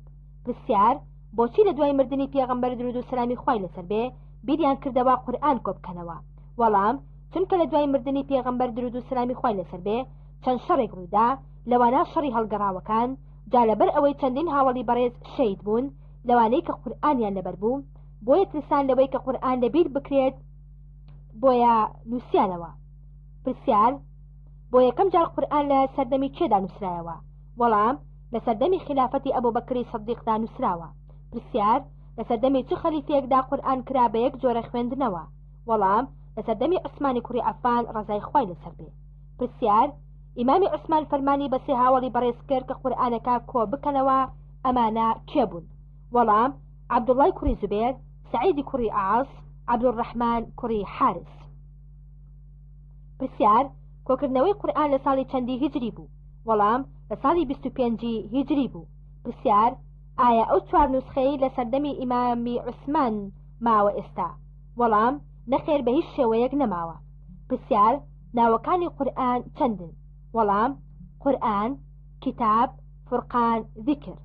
پرسیار صفاتەکانی قورئان چەندن؟ وەڵام هودا، ڕەحمە، مەوعیظە، نور، شیفا، مبارەک، مبین. پرسیار ناسخ چییە؟ وەڵام ئەو ئاەتەیە کە حکمی ئاەتێکی پێش خۆی لابردووە. پرسیار منسوخ چییە؟ وەڵام ئەو ئاەتەیە کە حکمەکەی لابراوە. پرسیار لە سەردەمی کێدا خاڵ نوختا بۆ قورئان دانراوە؟ وەڵام لە سەردەمی عەبدولمەلیکی کوڕی مەرواندا. پرسیار ئەم خاڵ و بۆرا بۆ قورئان بە یارمەتی کێ بوو؟ وەڵام بە یارمەتی یوسفی سەقەفی بوو. پرسیار ئەوانەی هەڵسان بەم کارە کێ بوون؟ وەڵام نەسر کوڕی عاصمی لەیثی، یەحیای کوڕی یەعمەر. ئەمانیش بە یارمەتی مامۆستاکەیان ئەبیل ئەسود الدئولی. پرسیار قورئان چەند پیتە؟ وەڵام 340,740 پیتە. پرسیار قورئان چەند سوورەتە؟ وەڵام 114 سوورەتە. پرسیار قورئان چەند جوزئە؟ وەڵام قورئان 30 جوزئە. پرسیار قورئان چەند حیزبە؟ وەڵام 60 حیزبە. پرسیار قورئان چەند ئاەتە؟ وەڵام 6236 ئاەتە بەلای ئیمامی عەلیەوە، 6226 ئاەتە بەلای ئەهلی شامەوە. پرسیار ناوەڕاستی قورئان لەکوێیە؟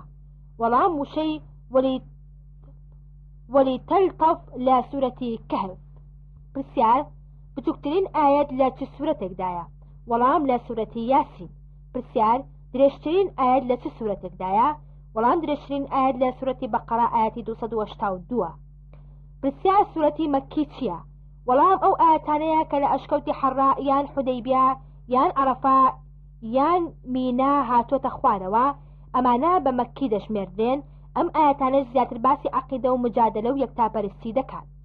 پرسیار سوورەتی مەدەنی چییە؟ وەڵام ئەو ئاەتانەیە کە لە مەدینە و بەدر و ئوحود و دەور و پشتی هاتوۆتە خوارەوە، ئەویش بەگشتی باسی حکم و دەوڵەت و حەڵاڵ و حەرام و ناسینەوەی منافقین و ناسینەوەی جوولەکەکان و واجیهاتکردن دەکات. پرسیار چۆن ئاەتەکانی مەکی و مەدەنی دەناسیتەوە؟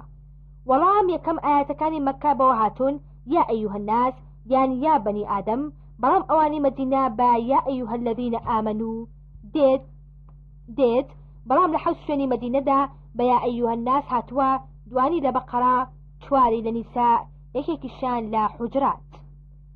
دووەم ئەو سوورەتانی بە ئەلف لام میم، ئەلف لام ڕا، قاف واتە بە پیتی تەهەجود دەست پێ دەکات مەکین، جگە لە سوورەتی بەقەرە، ئالی عیمران و ڕەعد خلافی تێدایە. سێەم ئەو سوورەتانی کە چیرۆکی پێغەمبەرانی تێدایە سەلامی خوایان لەبێ، بەگشتی مەکین هەندێک لە چیرۆکیان نەبێت بە کەمی کە مەدەنین هەرچی سوورەتێک باسی ئادەم و ئیبلیسی تێدایە مەکین جگە لە سوورەتی بەقەرە. چوارم ئەو سوورەتانەی سوژدەی تێدایە مەکین. پێنجم ئەو سوورەتانەی باسی منافقینی تێدایە هەموو مەدەنین جگە لە سوورەتی عنکەبوت کە خۆی مەکیە بەڵام یەک ئاەتی تێدایە ئەویش مەدەنیە کە باسی منافق دەکات. شەشەم ئەو سوورەتانەی وشەی کەلای تێدایە مەکین بۆ نمونە کەلا ئین الئینسان لطغى. سوورەتە مەکیەکان باسی قیامەت و عەقیدە و یەکتاپەرستی دەکات. سوورەتە مەدەنیەکان باسی ئەحکام و جیهاد و منافقین و ئەهلی کتاب دەکات. پرسیار: محکەمات متشابهات لە قورئاندا چییە؟ وەڵام: محکەمات ئەو ئاەتانن کە مانایەکی ڕوون و ئاشکرا دەبەخشێ وەکو ئەقیم الصەلات. متشابهات ئەو ئاەتانن کە چەند مانایەک هەڵدەگرێ واتە یەک مانای تەواو نابەخشێ. وجاء ربك والملك صفا صفا 3 قروء أو لمستم نساء. پرسیار: ناوی ئەو پێغەمبەرانەی لە قورئاندا هاتووە 25 دانەیە ناوەکانیان بڵێ. وەڵام: ئادەم، ئیدریس، نوح، هود، صالح، ئیبراهیم، ئیسماعیل، ئیسحاق، یعقوب، یوسف، لوط، شعیب، ئەیوب، ذەلکەفل، یەسع، ئیلیاس، یونس، موسى، هارون، داود، سليمان، زكريا، يحيى، عيسى، محمد عليهم السلام. پرسیار: ناوی ئەو قەومانەی لە قورئاندا هاتوون. وەڵام: قەومی نوح، ثەمود، عاد، لوط، شعیب، یونس، تەبع. پرسیار: ناوی ئەو کۆمەڵانەی لە قورئاندا هاتوون. وەڵام: ئەصحاب، فیل، ڕەس، قەریە، کەهف، ئەلەخدود، قەردە، خەنازیر.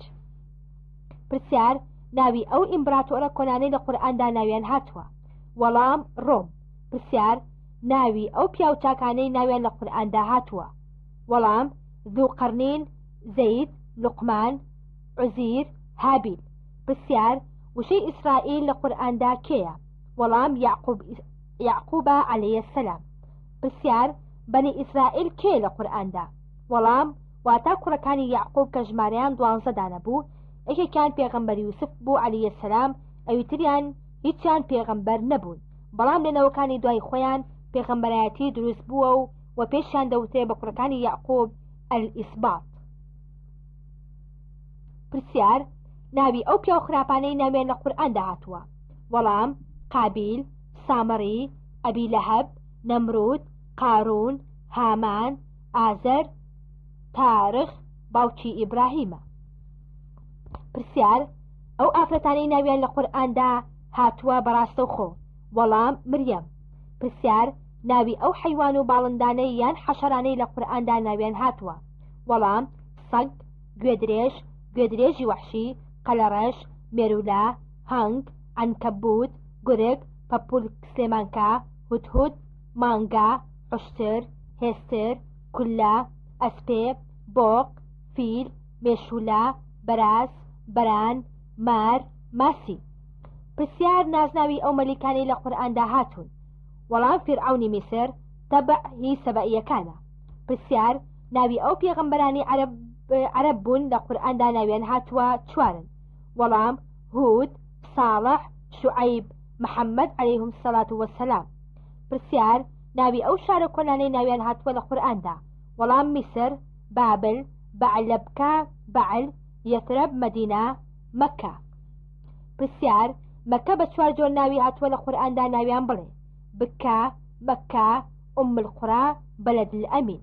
پرسیار: ناوی ئەو پێغەمبەرانەی ژنیان کافر بوون کە لە قورئاندا هاتبێ. وەڵام: نوح و لوط عەلەیهی السەلام. پرسیار: ناوی ئەو پێغەمبەرانەی کوڕیان کافر بووە. وەڵام: نوح عەلەیهی السەلام، کوڕەکەی یام.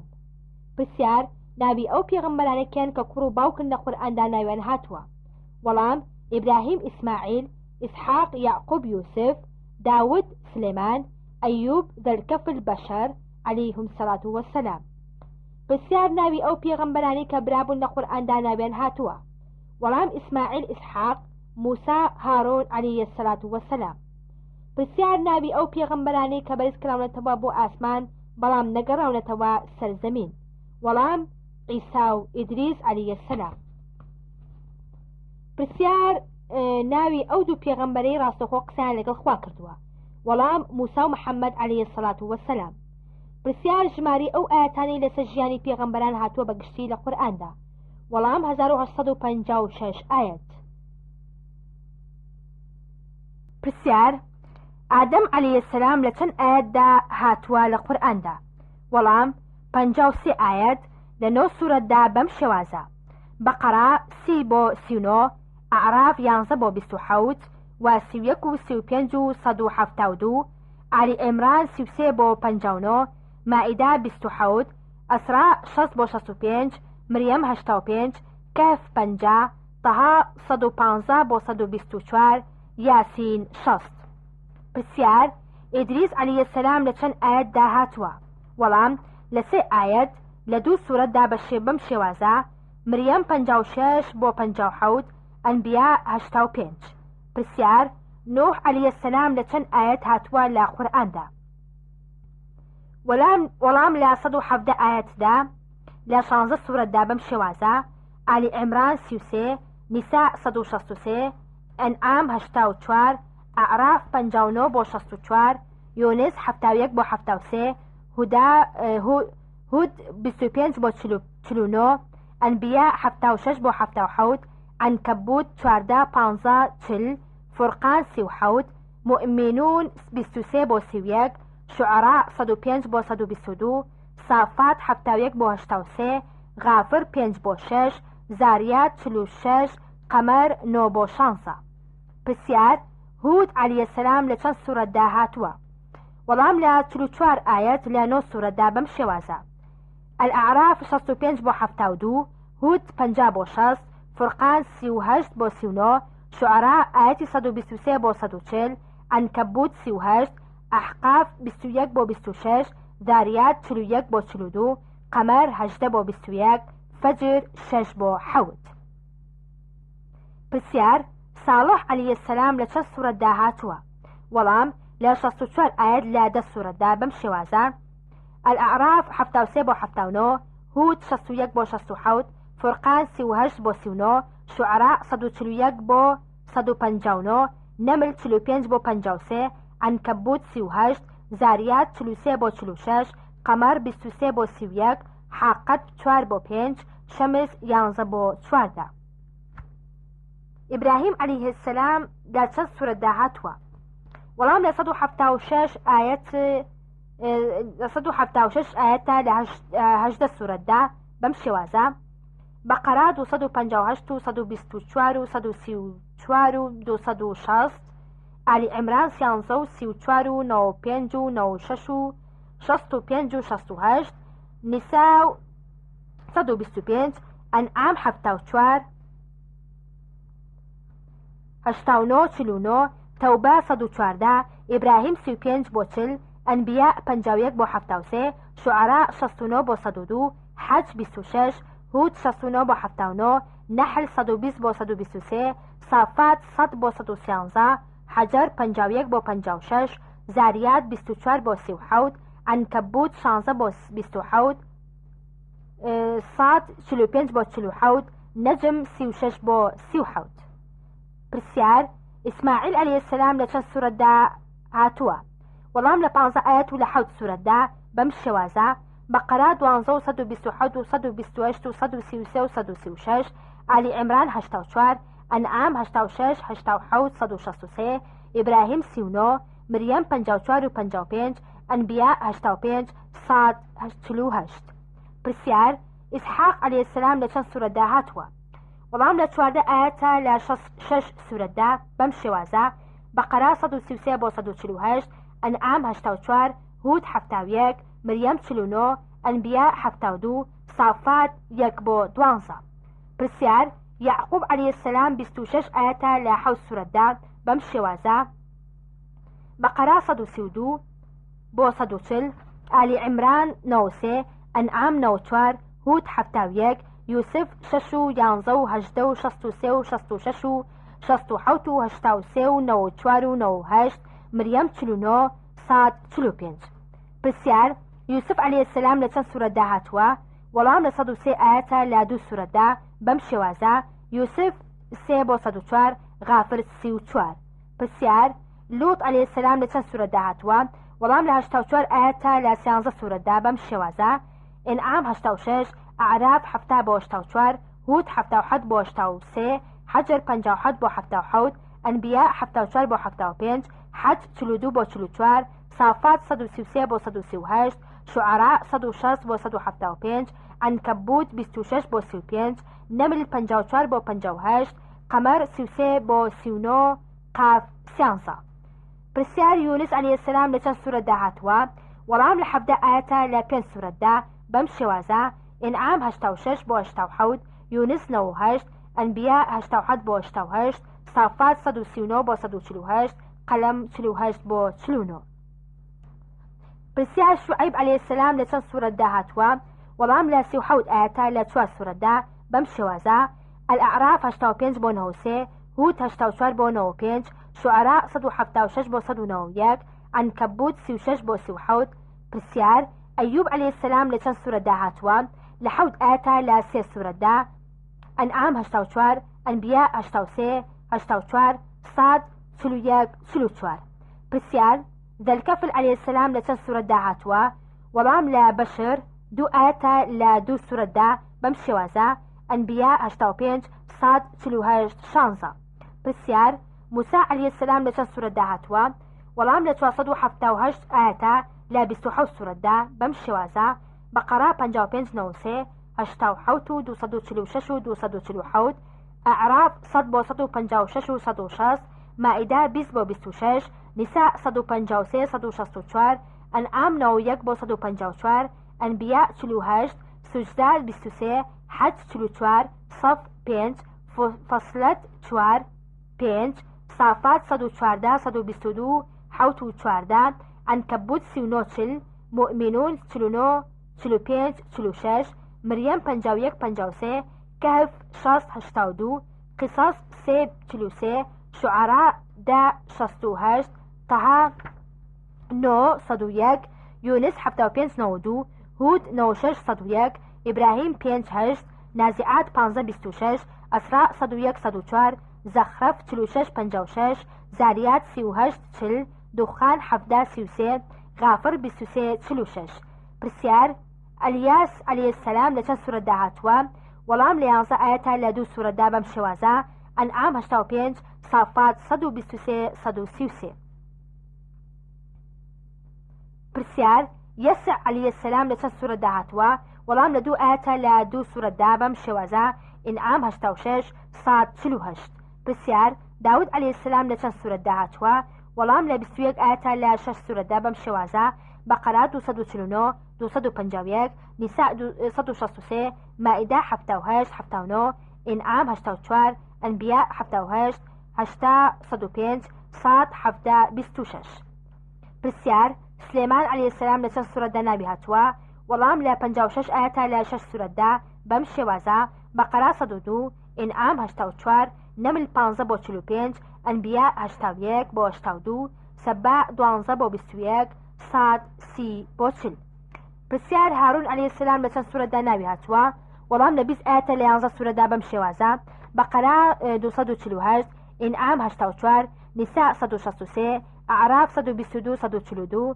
ئەنبیا 49 53 شعراء 13 48 مؤمنون 23 قصص 34 صافات 114 120 طه 30 7 90 92 يونس 75 فرقان 35 36 پرسیار زەکەریا عەلەیهی السەلام لە چەند سوورەتدا هاتووە وەڵام لە 18 ئاەتە لە 4 سوورەتدا بەم شێوازە ئالی عیمران 37 بۆ 41 مريم 2 بۆ 11 ئینعام 85 ئەنبیا 89 بۆ 90 پرسیار یەحیا عەلەیهی السەلام لە چەند سوورەتدا هاتووە وەڵام لە 16 ئاەتە لە 4 سوورەتدا بەم شێوازە ئالی عیمران 38 بۆ 41 ئینعام 89 مريم 7 بۆ 15 ئەنبیا 89 بۆ 90 پرسیار عیسا عەلەیهی السەلام لە چەند سوورەتدا هاتووە وەڵام لە 72 ئاەتە لە 10 سوورەتدا بەم شێوازە نیسا 156 172 ئالی عیمران 45 60 159 171 بەقەرا 87 مائیدە 17 41 و 72 75 و 109 120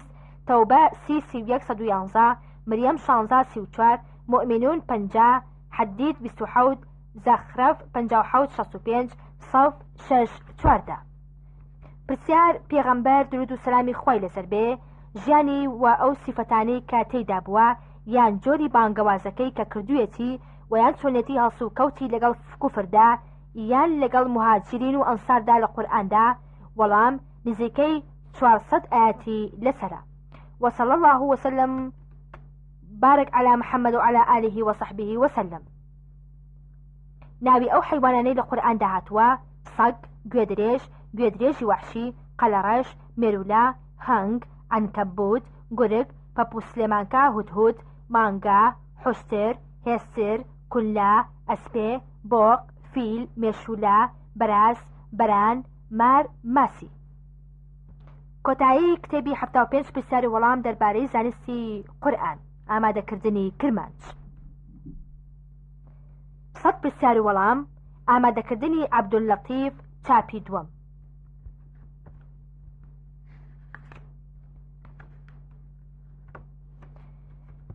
بسم الله الرحمن الرحیم. پێشەکی گومان لەوە دانیە ئەمڕۆ کاریگەرترین چەک دژایەتی ئیسلامی پێ بکرێت چەکی وشە و خامەیە، بەرامبەر بەوەش شیاوترین و لێهاتووترین قەڵغان ڕێبەند و بربەستی ئەو چەکانی پێ بکرێت و بێتە قیناعی خۆپاراستن لە ژاری کوشندەیان هەر وشە و خامەیە کەوابوو ئەی ئیسلام خوازەکان مەوەستن لە کارا بندرێغی مەکەن بە تەمای قازانج و پارە و پول و ناو و شۆرەت و پلەپایی دنیایی مەبن، لەسەر هەوڵ و نووسین و وتارەکانتان بەردەوام بن، بەڵکو تەنها بە تەمای ڕەزامەندی خوابن و چاوەڕێی سۆز و بەزەی ئەو بن و وێردی سەرزمانتان سرودی دێرینی پێغەمبەران بێ عەلەیهی سەلام.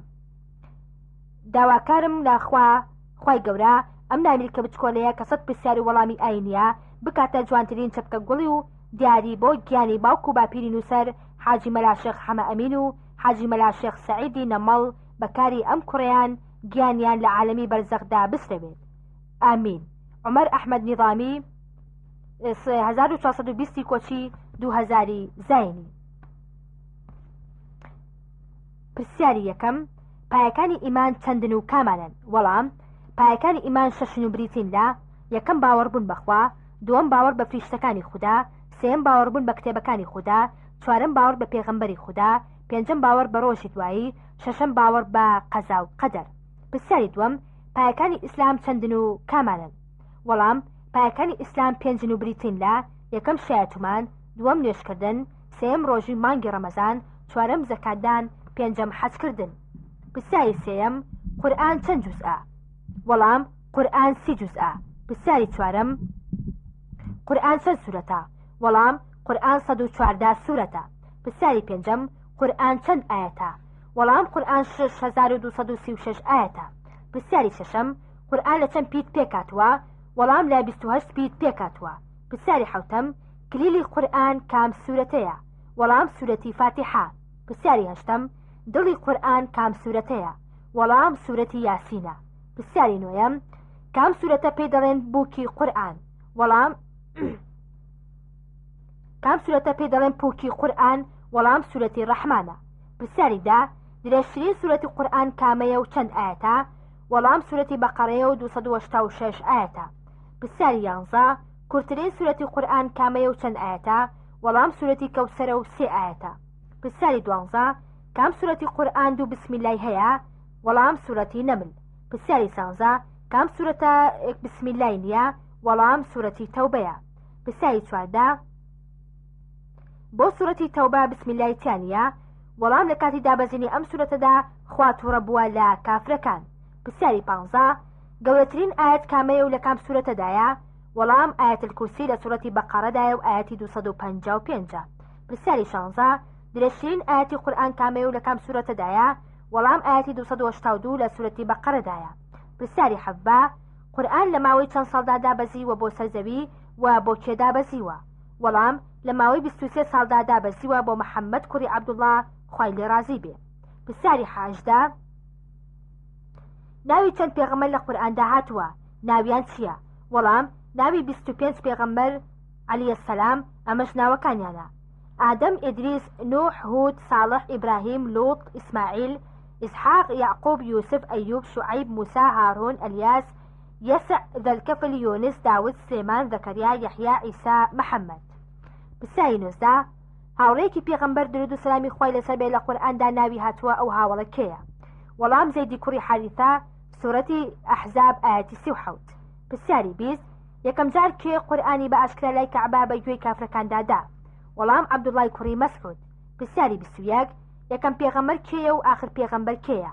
وەڵام یەکەم پێغەمبەر ئادەم و ئاخریان محەممەدا عەلەیهی سەلام پرسیاری 22 پێغەمبەری خۆمان صلی الله عليه وسلم لەکوێ لەدایک بووە؟ وەڵام لە شاری مەککە پرسیاری 23 پێغەمبەر لە چ ڕۆژێکا لەدایک بووە و لە چ ڕۆژێکا بووە با پێغەمبەر و لە چ ڕۆژێکیشدا وەفاتی کردووە؟ وەڵام لە دووشەممەدا پرسیاری 24 محەممەد تەمەنی چەند بوو کرا بە پێغەمبەر درود و سەلامی خوای لەسەر بێ؟ وەڵام تەمەنی 40 ساڵ بووە پرسیاری 25 تەمەنی پێغەمبەر چەند بوو کە وەفاتی کرد؟ وەڵام تەمەنی 63 ساڵ بووە پرسیاری 26 گۆڕی پێغەمبەر درود و سەلامی خوای لەسەر بێ لەکوێیە؟ وەڵام لە مەدینەیە پرسیاری 27 محەممەد المستەفا واتای چییە؟ وەڵام واتا هەڵبژاردا پرسیاری 28 کاتێ پێغەمبەر درود و سەلامی خوای لەسەر بێ ئەچوە سەر جێگا بۆ خەو کام سوورەتانی ئەخوێن بەسەر خۆیدا؟ وەڵام ئیخلاس فەلەق ناس پرسیاری 29 سێ دەستە هەن ڕۆژی دوایی تکا بۆ خەڵکی ئەکەن ئایا ئەو دەستانە کامانن؟ وەڵام پێغەمبەران زاناکان شەهیدان پرسیاری 30 چەند پێغەمبەر باوکی نییە؟ وەڵام ئادەم و عیسا پێغەمبەر عەلەیهی سەلام پرسیاری 31 کام پێغەمبەر بوو مردووی زیندوو ئەکردەوە؟ وەڵام عیسا پێغەمبەر عەلەیهی سەلام پرسیاری 32 کام پێغەمبەر کە لەدایک بوو یەکسەر قسەی کرد؟ وەڵام عیسا پێغەمبەر عەلەیهی سەلام پرسیاری 33 کام پێغەمبەر بوو لەگەڵ خوا قسەی کرد لە کێوی تۆر؟ وەڵام موسا پێغەمبەر عەلەیهی سەلام پرسیاری 34 کام پێغەمبەر بوو حوتەکەی خۆتیدا ئەو دوعای چی بوو کە ئەیخوێن لە سکی حوتەکەدا؟ وەڵام یونس پێغەمبەر بوو عەلەیهی سەلام دوعاکەشی ئەوە بوو لا إله إلا أنت سبحانك إني كنت من الظالمين سورة أنبياء آياتي 87 پرسیاری 35 کام پێغەمبەر بوو لەگەڵ هەموو گیان لە بەرێکدا قسەی دەکرد؟ وەڵام سلەیمان پێغەمبەر بوو عەلەیهی سەلام پرسیاری 36 کام پێغەمبەر خوا خۆی ناوی ناوە؟ وەڵام یەحیای کوڕی زەکەریا عەلەیهی سەلام پرسیاری 37 ئەو پێغەمبەرە کێ بوو خۆشترین دەنگی بوو لە خوێندنی وتەکانی خوای گەورەدا؟ وەڵام داود پێغەمبەر عەلەیهی سەلام پرسیاری 38 کام پێغەمبەر بوو جالوتی ستەمکاری کوشت؟ وەڵام داود پێغەمبەر عەلەیهی سەلام سوورەتی بەقەرە ئاەتی 251 پرسیاری 39 کام پێغەمبەر تووشی نەخۆشێکی زۆر سەخت و درێژخایەن بوو؟ وەڵام ئەیوب پێغەمبەر عەلەیهی سەلام پرسیاری 40 کام پێغەمبەر بوو بتەکانی شکاند؟ وەڵام ئیبراهیم پێغەمبەر عەلەیهی سەلام پرسیاری 41 کام پێغەمبەر لە خەودا پێیوترا کوڕەکەت سەر ببڕابی کە بە قوربانی؟ وەڵام ئیبراهیم بوو پێیوترا ئیسماعیلی کوڕی سەربڕێت عەلەیهی سەلام پرسیاری 42 کام پێغەمبەر بوو باوکی کافر بوو و کام پێغەمبەر کوڕەکەی کافر بوو؟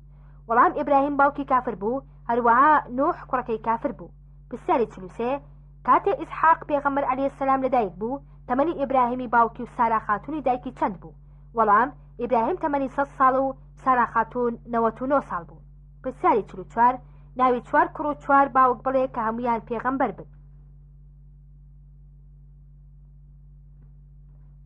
وەڵام ئیسحاق کوڕی ئیبراهیم یوسف کوڕی یعقوب یەحیا کوڕی زەکەریا سلێمان کوڕی داود عەلەیهی سەلام پرسیاری 45 نوح پێغەمبەر عەلەیهی سەلام چەند ساڵ بانگەوازی گەلەکەی کرد بۆ سەر ڕێگای یەکتاپەرستی؟ وەڵام 950 ساڵ پرسیاری 46 معجزەی کام پێغەمبەر بوو حوشتری لەبەرد دەرکرد؟ وەڵام ساڵح پێغەمبەر عەلەیهی سەلام پرسیاری 47 چاوەکانی یعقوب پێغەمبەر بەچی چاک بووە؟ وەڵام خوا کراسەکەی یوسفی کوڕی کردە سەبەبی چاکبوونەوەی سوورەتی یوسف ئاەتی 93 بۆ 96 پرسیاری 48 کام پێغەمبەر بوو فەرمووی پەروەردگارم زیندانیم پێخۆشرا لەوەی کە بێ ئەمری تۆ بکەم؟ وەڵام یوسف پێغەمبەر عەلەیهی سەلام پرسیاری 49 ئەو پیشەیە چی بووە کە زۆربەی پێغەمبەران کردویانە؟ وەڵام پیشەی شوانیە پرسیاری 50 ناوی 4 ڕۆح لەبەر بڵێ نە لە سکی دایک بن و نە لە پشتی باوک بن؟ وەڵام ئادەم حەوا عوشرەکەی ساڵح پێغەمبەر بەرانەکەی ئیسماعیل پێغەمبەر عەلەیهی سەلام پرسیاری 51 کێ موژدەیدا بە حەزرەتی مەریەم کە منداڵیان دەبێت؟ وەڵام حەزرەتی جوبرەئیل عەلەیهی سەلام پرسیاری 52 یەکەم ئافرەت کێ بوو ئیمانی بە پێغەمبەر هێنا؟ وەڵام خەدیجەی کچی خۆیلید خێزانی پێغەمبەر درود و سەلامی خوای لەسەر بێت پرسیاری 53 ئەو ئافرەتە کێ بوو کە خوای گەورە سەلامی بۆ نارد؟ وەڵام خەدیجەی کچی خۆیلید پرسیاری 54 یەکەم پیا و کێ بوو ئیمانی بە پێغەمبەر هێنا؟ وەڵام ئەبوو بەکری سەدیق خوای لێ رازی بێ. پرسیاری 55 ئەبوو بەکر کەی ناسناوی سەدیقی لێنرا؟ وەڵام لەو کاتێک کە پێغەمبەر درود و سەلامی خوای لەسەر بێ چووە ئیسرا و میعراج کە باسەکان بۆ گێڕایەوە وتی ڕاست ئەکات. پرسیاری 56 خەلیفەی یەکەم کێ بوو؟ وەڵام ئەبوو بەکری سەدیق خوای لێ رازی بێ. پرسیاری 57 خەلیفەی دووەم کێ بوو؟ وەڵام عومەری کوڕی خەتاب خوای لێ رازی بێ. پرسیاری 58 لە سەردەمی کام خەلیفەدا کوردستان ڕزگار کرا؟ وەڵام عومەری کوڕی خەتاب خوای لێ رازی بێ. پرسیاری 59 کام خەلیفە بوو شەجەرەت ڕضوانی بڕی بۆچی؟ وەڵام عومەری کوڕی خەتاب بوو تا نەبێتە مەنزڵگەیەک بۆ شرک. پرسیاری 60 خەلیفەی سێیەم کێ بوو؟ وەڵام عوسمانی کوڕی عەفان خوای لێ رازی بێ. پرسیاری 61 کام خەلیفە بوو فریشتەش شەرمی لێ دەکرد؟ وەڵام عوسمانی کوڕی عەفان خوای لێ رازی بێ. پرسیاری 62 خەلیفەی چوارەم کێ بوو؟ وەڵام عەلی کوڕی ئەبوو تالیب. پرسیاری 63 یەکەم منداڵ کێ بوو ئیمانی بە پێغەمبەر هێنا؟ وەڵام عەلی کوڕی ئەبوو تالیب خوای لێ رازی بێ. پرسیاری 64 کام هاوڵە خاوەنی نهێنیەکانی پێغەمبەر بوو؟ وەڵام حوزەیفەی کوڕی یەمان. پرسیاری 65 کام هاوڵە شوێنی شەڕی پێشنیار کرد بۆ پێغەمبەر لە غەزای بەدردا؟ وەڵام حەبابی کوڕی مەنزەر خوای لێ رازی بێ. پرسیاری 66 ژمارەی مسلمانەکان چەند بوو لە غەزای بەدردا و ژمارەی کافرەکان چەند بوو؟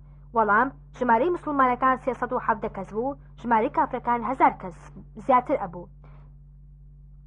پرسیاری 67 چەند کەس لە کافرەکان کوژرا و لەو جەنگەدا و چەندیان لێ بەدڵگیرا؟ وەڵام 7 کەسیان لێ کوژرا و 7 لێ بەدڵگیرا ئەبوو جەهل یەکێک بوو لە کوژراوەکان. پرسیاری 68 ئەو هاوڵا کێ بوو کە باوکی خۆی کوشت لە غەزای بەدردا؟ وەڵام ئەبوو عوبەیدەی کوڕی عامری جەراح بوو. پرسیاری 69 ئەو هاوڵە کێ بوو خاڵۆکەی خۆی کوشت لەبەر ئەوەی قسەی بە پێغەمبەر وت؟ وەڵام محەممەدی کوڕی مەسلەمە خوای لێ رازی بێ. پرسیاری 7 گەورەی شەهیدان کێیە؟ وەڵام ئیمامی حەمزەی کوڕی عەبدولموتەلیبە. پرسیاری 71 ئەو سەحابەیە کێ بوو بە کۆچی دوایی عەرشی خوا بۆی لەرزی؟ وەڵام سعدی کوڕی موعاز بوو. پرسیاری 72 ئەو هاوڕێی پێغەمبەر ناوی چی بوو لە جەنگی ئوحوددا شەهید کرا و فریشتەکان شۆردیان؟ وەڵام حەنظەلەی ئەنساری بوو. پرسیاری 73 ئەو کەسە کێ بوو یەک نوێژی نەکرد و پلەی شەهیدیشی وەرگرت؟ وەڵام عەمری کوڕی ثابت کوڕی وەقش لە غەزای ئوحوددا شەهید کرا. پرسیاری 74 کلیلی دەرگای بەهەشت چییە؟ وەڵام لا ئیلاها ئیلا الله. پرسیاری 75 ژنە ئیماندارەکەی فرعەون ناوی چی بوو؟ وەڵام خاتوو ئاسیا. پرسیاری 76 ئەو ئافرەتە سەحابیە کێ بوو لە غەزای ئوحوددا بە شمشێر بەرگری لە پێغەمبەر کرد؟ وەڵام نوسەیبەی کچی کەعب بوو. پرسیاری 77 ئەو ئافرەتە خۆراگرێ کێ بوو لە جەنگی قادسیەدا 4 کوڕی شەهید بوو هیچ خۆی تێک نەدا و زۆر سوپاسی خوای کرد لەسەر ئەو شەرەفەی کە خوا پێی بەخشیوە؟ وەڵام خەنسائی کچی حارس بوو. پرسیاری 78 ئەو ئافرەتە خۆراگرێ کێ بوو منداڵەکەی ئێوارە مرد دەنگی نەکرد بۆ مێردەکەی هەتاوەکو بەیانی؟ وەڵام ڕومەیسای خێزانی زەیدی کوڕی ساهیل واتە ئەبوو تەڵحە بوو. پرسیاری 79 عایشەی خێزانی پێغەمبەر چەند حەدیسی لە پێغەمبەرەوە گێڕاوەتەوە؟ وەڵام 2210 حەدیس. پرسیاری 80 نزیکترین کەس لە پێغەمبەرەوە کێ لە ڕۆژی دواییدا؟ وەڵام ئەوانەیە کە زۆر سەڵاواتی لەسەر ئەدەن. پرسیاری 81 چییە ئەوەی هەتا لێی دوورکەویتەوە ئەو لێت نزیک ئەبێتەوە؟ وەڵام مردنە. پرسیاری 82 چستم کارێ بوو خوای گەورە بە یەک مێشوو لە کوشتی؟ وەڵام نەمرود. پرسیاری 83 چستم کارێ بوو خۆی و لەشکرەکەی خوا بە باڵندا لە ناوی بن؟ وەڵام ئەبرەها. پرسیاری 84 چستم کارێ بوو خۆی و سامانەکەی خوا کردی بە ناخی زەویدا؟ وەڵام قارون. پرسیاری 85 چستم کارێ بوو خۆی و لەشکرەکەی خوا غەرقی کرد لە ناو ئاودا؟ وەڵام فرعەون. پرسیاری 86 چستم کارێ بوو هەزاران منداڵی بێتاوانی کوشت؟ وەڵام فرعەون. پرسیاری 87 چستم کارێ بوو کاتێزانی خێزانەکەی مسلمان بووە 4 مێخەی کێشا و کوشتی؟ وەڵام فرعەون. پرسیاری 88 چستم کارێ بوو لە ماوەی حکمیدا 2169 مزگەوتی ڕووخاند؟ وەڵام ئەنوەر خۆجە بوو سەرۆکی شۆڕشی کۆمۆنیزمی لە ئەلبانیا. پرسیاری 89 کێ یەک جار بێ ئەمری خوای کرد خوایش لە هەموو ڕەحمی خۆی بێبەری کرد؟ وەڵام ئیبلیس. پرسیاری 90 مرۆڤ هەموو کات دوژمنێکی تایبەتی هەیە، ئایا ئەو دوژمنە کێیە؟ وەڵام شەیتانە. پرسیاری 91 کۆمەڵێ هەند ڕۆژی دوایی پێیان ئەڵێن سوژدەبەرن، ئەوانیش ناتوانن ئایا ئەو کۆمەڵا کامانن؟ وەڵام کۆمەڵی نوێژنەکەرانن. پرسیاری 92 ئەو کۆمەڵە کامانن لە ڕۆژی مردنیانەوە هەتا ڕۆژی حەشر هەر خۆیان ئەکوشن. وەڵام ئەوانەیە کە لەم دنیا خۆیان ئەکوشن. پرسیاری 93 ناویسیانی ئیمامی شافعی چییە؟ وەڵام محەممەد ئیدریس عەباسە. پرسیاری 94 کام خەبات گێڕ بوو لەم سەردەمەدا خۆی و دوو کوڕی پێکەوە شەید بوون؟ وەڵام شەید عەبدوڵڵا عەزام و دوو کڕەکەی محەممەد و ئیبراهیم. پرسیاری 95 ناوی ئەو سەرکردە کوردە چییە کە قودسی ڕزگار کرد؟ وەڵام سەلاحەددینی ئەیوبی بوو. پرسیاری 96 چ قارەمانێ بوو شەڕی کرد لە پاڵ بەردە قارەماندا دژی ئینگلیز؟ وەڵام شێخ مەحموودی مەلیک. پرسیاری 97 ناوی ئەو سەرکردە ئیسلامیە چی بوو کە لەم چرخەی خۆماندا لە دژی ڕووسای داگیرکرد جەنگا لە بەرەکانی شەڕ لە ڕیزی پێشەوە تا شەید بوو؟ وەڵام ئەو سەرکردە لێهاتووە جەوهەر دۆدایفی سەرکردەی مسلمانانی چیچان بوو. پرسیاری 98 ناوی ئەو زانا مسلمانە چییە کە بە نابیناییش هەموو کوفری جیهانی بە تایبەتی ئەمریکای هێناوە تا لەرزە؟ وەڵام ئەوە زانای بەچوانە مامۆستا دکتۆر عومەر عەبدوڕەحمان زانای میسریە کە لە ساڵی 1996 لە ئەمریکا گیرا و بە هەتاهەتایی حکمی زیندانی کرا.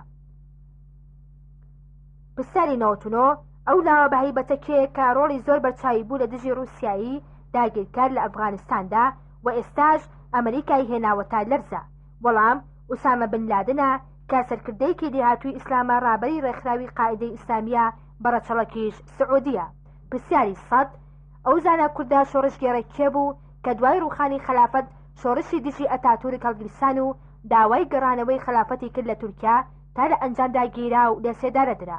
وەڵام ئەو زانا شۆڕشگێڕە کوردە شێخ سەعیدی پیران بوو کە دوای هاتنە سەر حکمی ئەتاتورک سەرکردایەتی شۆڕشی کوردی کرد تا سەرنجام لە ساڵی 1925 گیرا و لە سێدارەدرا.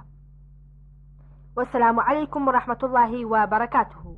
سپاس، زۆر سپاسی بەڕێز مامۆستا عومەر ئەحمەد نیظامی ئەکەم کە ئەرکی کێشا لە پێشەکی دانانی ئەم نامیلکەیە خوای گەورە پاداشتی بداتەوە. زۆر سپاسی بەڕێز مامۆستا محەممەد سەنگاوی دەکەم پێش چاپکردنی ئەم نامیلکەیە چاوی پێداخشاندەوە. زۆر سپاسی بەڕێز کاک فاروق شێخ عومەر دەکەم بۆ سەرپەرشتی لە چاپدانی ئەم نامیلکەیە. سوودم لەم سەرچاوانە وەرگرتووە. یەکەم قورئانی پیرۆز، دووەم تەفسیری خاڵ جوزئی 27 شێخ محەممەدی خاڵ، سێم سەرچاوی ئاین عەبدولکەریمی مودەڕیس، چوارەم پرۆگرامی پەروەردەی محەممەد سینەمۆکی، پێنجەم پرسیار و وەڵامەکان عەبدوڕەحمان نەجمەدین تەها، شەشەم ژانی مان مامۆستا کرێکار و چەند سەرچاوەیەکی تر.